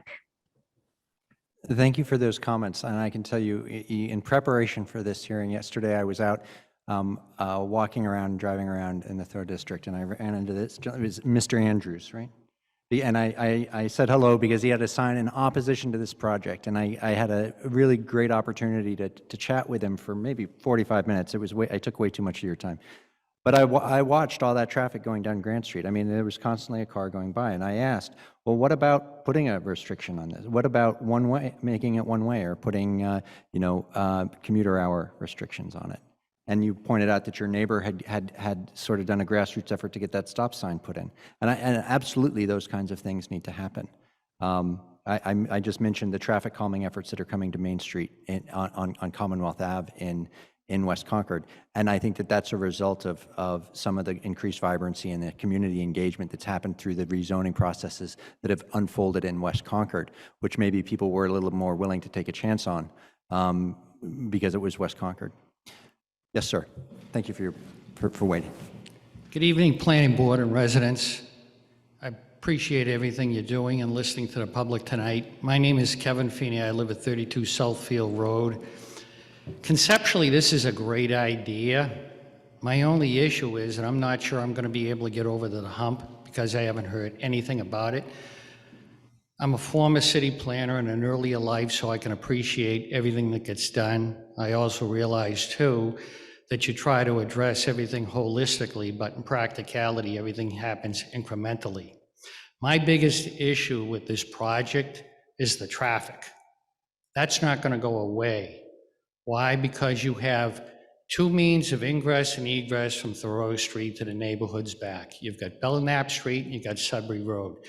You're not going to widen the roads. You're not going to condemn any land to create a bypass. That traffic that's there right now is going to increase, and I'm not sure how you're going to be able to deal with that, because I don't think you can deal with that. A couple of instances. I'm right around the corner. I drive Sudbury Road every day. I can't tell you the number of times traffic will back up because a train's coming through, and because some idiot needs to be able to think that they're better than everybody else will pull out of the traffic going eastbound, go into the westbound lane, take a left on Grant Street to try to beat the traffic. That happens. How many times have you driven down Sudbury Road between 7:30 and 8:30 in the morning, taken a right on Thoreau Street to realize you're stopped or you've nearly caused an accident because somebody's got their rear end out in their car on Starbucks? Woman who spoke earlier talked about a young boy that got killed there. Maybe it was 15 years ago. That's just an accident waiting to happen. I have been surprised in the 38 years that I've lived here that we haven't had a cordial meeting between a train coming through and a car that's stuck on the tracks. I really support this type of development, but I don't know how we get around the traffic issues. I could support it if I understood that this was not going to add to traffic. Chris from MAPC admitted, and I understand because I'm also in commercial real estate, that the ITE numbers are often unstated. So as long as we're looking at this entire project incrementally, which we are, because it's not going to be a clean canvas overnight, that traffic is just going to build up through the years and get worse than it is right now. Thank you very much. Thank you for those insights, everyone. I appreciate that. We are down, it looks like, to just a handful of people online. And you, sir, and I know you spoke before. If I can just, out of respect for the people that have been waiting, if I may, Mr. Doherty, I see you online. And we've got about, I'd like to wrap up by 9:30, which gives us about 6 more minutes, but we could maybe do it if we push. Thank you. I promise not to take all 6 minutes. As much as I applaud the work of this committee, there's a number of issues here. And to do what you've asked, I'll tell you the things that I most object. I object to the lack of open space or the reduction in open space. And I object to the possibility of very large buildings being built. I think of, the building that Chang'an sits at the bottom of, and I would hate to see 3 or 4 of those put up in this area. I'd like to see it limited to, 5 and 6 unit buildings, not 10 and 15 and 20 unit buildings. I don't think we should necessarily be doing all these things to encourage developers. Developers do things based on what's financially best for them, and they always will. I would much rather us encourage keeping a supermarket in our town. I can't even imagine what that would do to the character of our town if we did lose Crosby's and had to go to Acton or Bedford or farther away just to buy some milk. I'll reiterate what the last speaker said, which is that the infrastructure does not support this level of growth. This is not a holistic plan. This is a piecemeal plan. It should not be done piecemeal. Unless we have the infrastructure to support what could be built, we can't do it. We've got empty retail all over this town, specifically in this area. Building more retail, what might happen to the area at Walden and Main Street? If we have new, beautiful retail here, as nice as that is, we could create another problem for our own town, again, by not thinking holistically and having empty storefronts on Main and Walden. I'll leave it with this thought.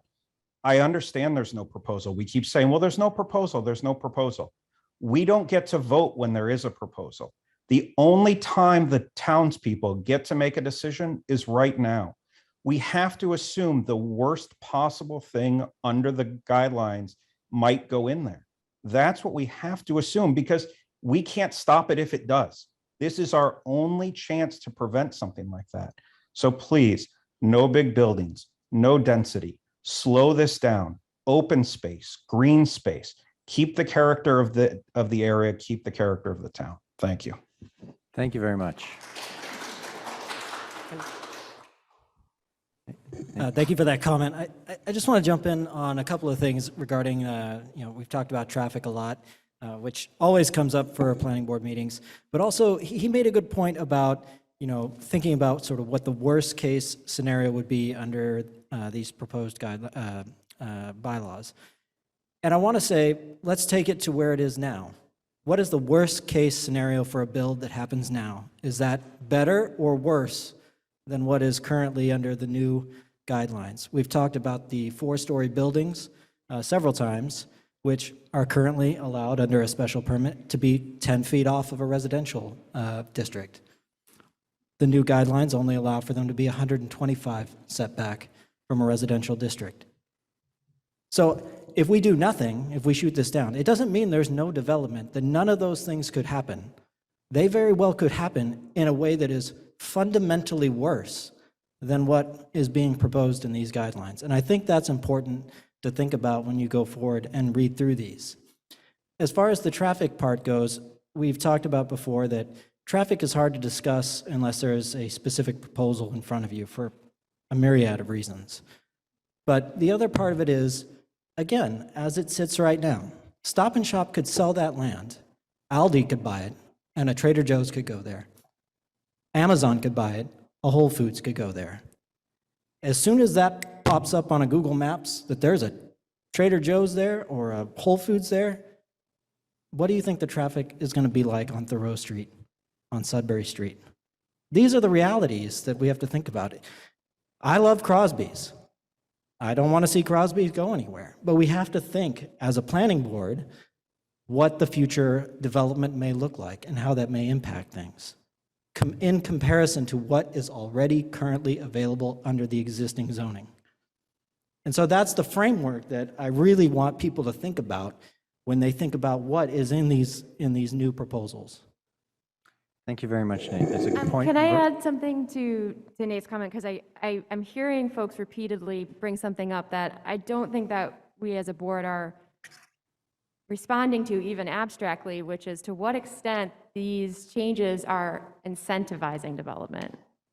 And I think until we do that, we're just going to keep getting that comment. I think that's the heart of the matter. Is one thing to say change is going to come eventually, but there's the question out there that keeps getting raised is through these changes, are we incentivizing development? And I think potentially we could address that, but I'm not sure that we have yet. Mm-hmm. Yeah, it's a good point, Kate. I meant to try to emphasize that in saying that our goal here really is to lower the barriers for creating mixed-use housing, and that, yes, it would result in more people living in the district. And yes, it might result in some of the buildings being redeveloped. I think the prior commenter said, you really don't know, there are a lot of unknowns. If we make these tweaks to the affordable housing requirements, will we get more affordable housing? We won't know. If we reduce the parking by half a parking space, effectively what it's doing for a residential unit, will that all of a sudden unleash the flood of development, or will it be the amount of open space required? All of these things that we're doing are designed to make it more likely that there would be redevelopment, and I'm not hiding that, right? While we've said that there's no current project, we would hope one would come down the pipeline, right? That's the whole intent of this effort. And whether these, as you call them, incentives, I mean, they're certainly not incentives in the sense of, tax breaks or anything like that, but these reductions in some of the existing restrictions in those areas, could they result in development, and will they be effective? I'd be chagrined if in 5 years not a darn thing had changed, right? And that there were no improvements of any of the properties or anything like that. So I think it's just difficult to predict. Sir, you've been patient waiting, and Thank you. I'll go with you, and then one more speaker online because it is 9:31. All right, Mark Moody, 62 Elm Street again. Talking about the process here. So with all due respect, I think you're missing the point. I thought we were here to talk about the proposal and how to make it better. So what I heard you say was, well, the proposal that we have is better than what's existing now. I didn't hear an openness to work with us and come up with something that would solve the issues that a number of people have raised. So we understand the existing zoning laws could allow something huge and horrible to be built. We want to figure out how to work out something that will meet the concerns that people have raised. And then we've talked about the traffic. We can't just punt that down the road and rely on the town to fix it. I live right across from Episcopal Church, and I don't know if you know, but you can drive 35 miles an hour past the church. That's with all kinds of parishioners walking into the church back and forth. The sign that says you should stop for pedestrians disappears in the wintertime. So when I walk my dog across the street, I have to really be careful that I don't get run down by somebody going 45. The town hasn't figured out how to do that properly. So I don't have a lot of confidence that the town is going to be right on top of these issues, and there will be more traffic. And this idea that everybody is going to have one car and take the train into Boston and ride a bike to the grocery store, I don't see that happening. Traffic will increase. It's already bad. Yeah. I walk these neighborhoods a lot. I enjoy walking to Starbucks. I enjoy walking to Dunks. I enjoy walking downtown to get coffee other places. So I get the whole vibrant village feel. I think we already have it. I think you're looking to find a solution that a lot of people don't want, and I don't think it's going to provide a big solution to provide a lot of affordable housing for people. I haven't even heard a good answer for that. So figure out how to work with us. So I hear your anger. It may be a little misdirected. Well, at it's my not colleagues. anger, it's passion. Yeah, Okay, okay. It's a I hear your distinction. passion. I hear your passion. And maybe if I want to emphasize that what we're proposing as of this juncture may not be what's ultimately proposed at town meeting, right? There will be future meetings. There will be a public hearing, and it's evolving. It was evolved at the last meeting, and it's evolved significantly from where we started. As I said in my presentation, originally we were talking about simply raising the height limit to 38 feet, and we've changed that, right? And why did we do that? Specifically because of concerns raised by somebody who's in the room tonight about height on Thoreau Street. There was a concern about, well, why you can't treat Thoreau Street like Sudbury Road. We've changed that, right? Specifically because of the concerns of somebody in the room who raised that, who's been sticking it out with the planning board and attending all these meetings, to which I commend her. You're saying that was your understanding that we were coming here to listen to the feedback and answer questions about the proposal, because I think there were a lot of people that didn't really get it. Well, that's what we're doing. I'm filling this notebook with comments that we're getting. I don't have an agenda here, right? My agenda is to take what's in the long-range plan and take a zoning proposal and refine it through public engagement. That's what this is. I'm hearing you, and I also hear from other people that you've heard some of them call in tonight or speak tonight about the need for different housing models and the like. So that's what we're trying to do, is strike the balance. This is not just some effort to take some pressure off or anything like that. This is a give and take. Oh, I'm heartened to hear that. Thank you. Yeah. You need to change the parking ratio. They do not work commercially. Okay. I'm going to take one. Thank you. You know, if you've got some ideas on the parking ratio, mail them into the board. We would be really appreciative for some written materials to receive. If I may take Mr. Galis, who's been waiting since the beginning online. Mr. Galis, if you could take yourself off mute and introduce yourself. Thank you. Trying. Okay. We can hear you. Thank you. Can you hear me? Yes. Awesome. Okay. Yes, sir. Thanks very extremely. So very quickly. This is too much change attempted all at once for anyone to predict the outcomes, good or bad. It is, of course, reasonable for citizens to focus on what could be the worst possible outcomes. What is preventing a more careful incremental approach? Non-existence of specific plans does not make me more optimistic about possible outcomes. I appreciate the board's work, but when speaking to the public, please translate planner developer lingo into English with numbers. One example would be, what is 80% AMI currently in terms of annual income in dollars? I'm not yet convinced that this bylaw as written will do much to help diversify Concord or allow more workers to live here. Envision Concord 2030 is not a perfect document and already old. It includes contradictory goals. Who but the public entire should determine the trade-offs? Lastly, a major fact-free aspect of this discussion is zero actual dollar-stated economic analysis of all possible development funding approaches. Why is the public always asked to accept profitability-related obstacles entirely on blind faith? Thank you very much. Thank you for your comments, Mr. Galis. I appreciate them. Yes, sir. We had a late stander up here in person, and you'll be our last person at the Good evening. James Hornblower, 26 Whittemore Street. I've lived in town since 1997. Thank you for your time and dedication to the town of Concord. What I would like to do is to echo the sentiments of the woman who spoke over here earlier about design review boards. If you look at the town of Lincoln, Lincoln is a beautiful town with open space and very smart, controlled, limited development, because the townspeople are passionate about protecting what is so special about Lincoln. And there are other historic towns in the state that have put the experience of living in a beautiful town and village that's dedicated to open space and beautiful architecture as the most important thing. That's why we live here. But at the same time, we have to provide housing. We have other things that we must accommodate. And the comment that I would just like to offer is, in the state of Massachusetts, you have what is known as a District of Critical Planning Concern, or known as a DCPC. And that's where people say this district is a district of critical planning concern. And it becomes an overlay district, and that is where all of these topics get very carefully reviewed, discussed, so that there is intelligent decision-making that achieves your goal. Whether that is protecting Crosby's and having a supermarket. I go to Crosby's, I'm like, there is not one tree in this parking lot.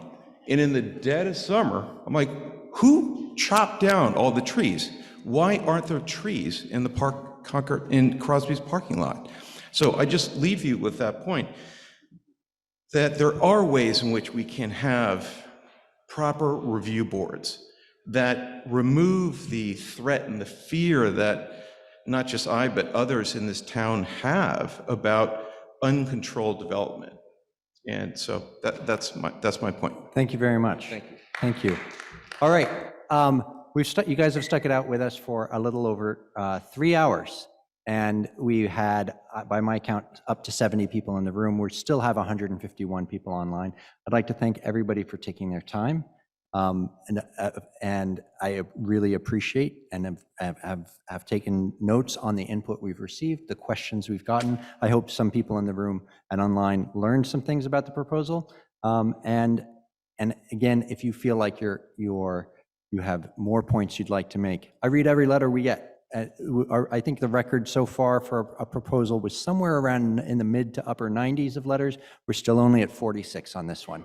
So I encourage you to send in the letters, and if you have materials that you think are germane, send those in.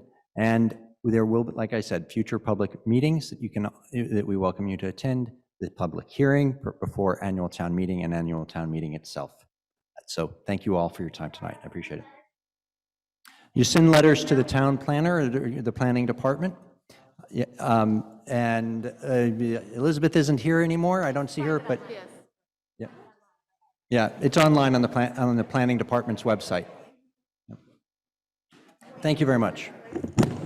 We had 35 plus comments by my count. Pretty good.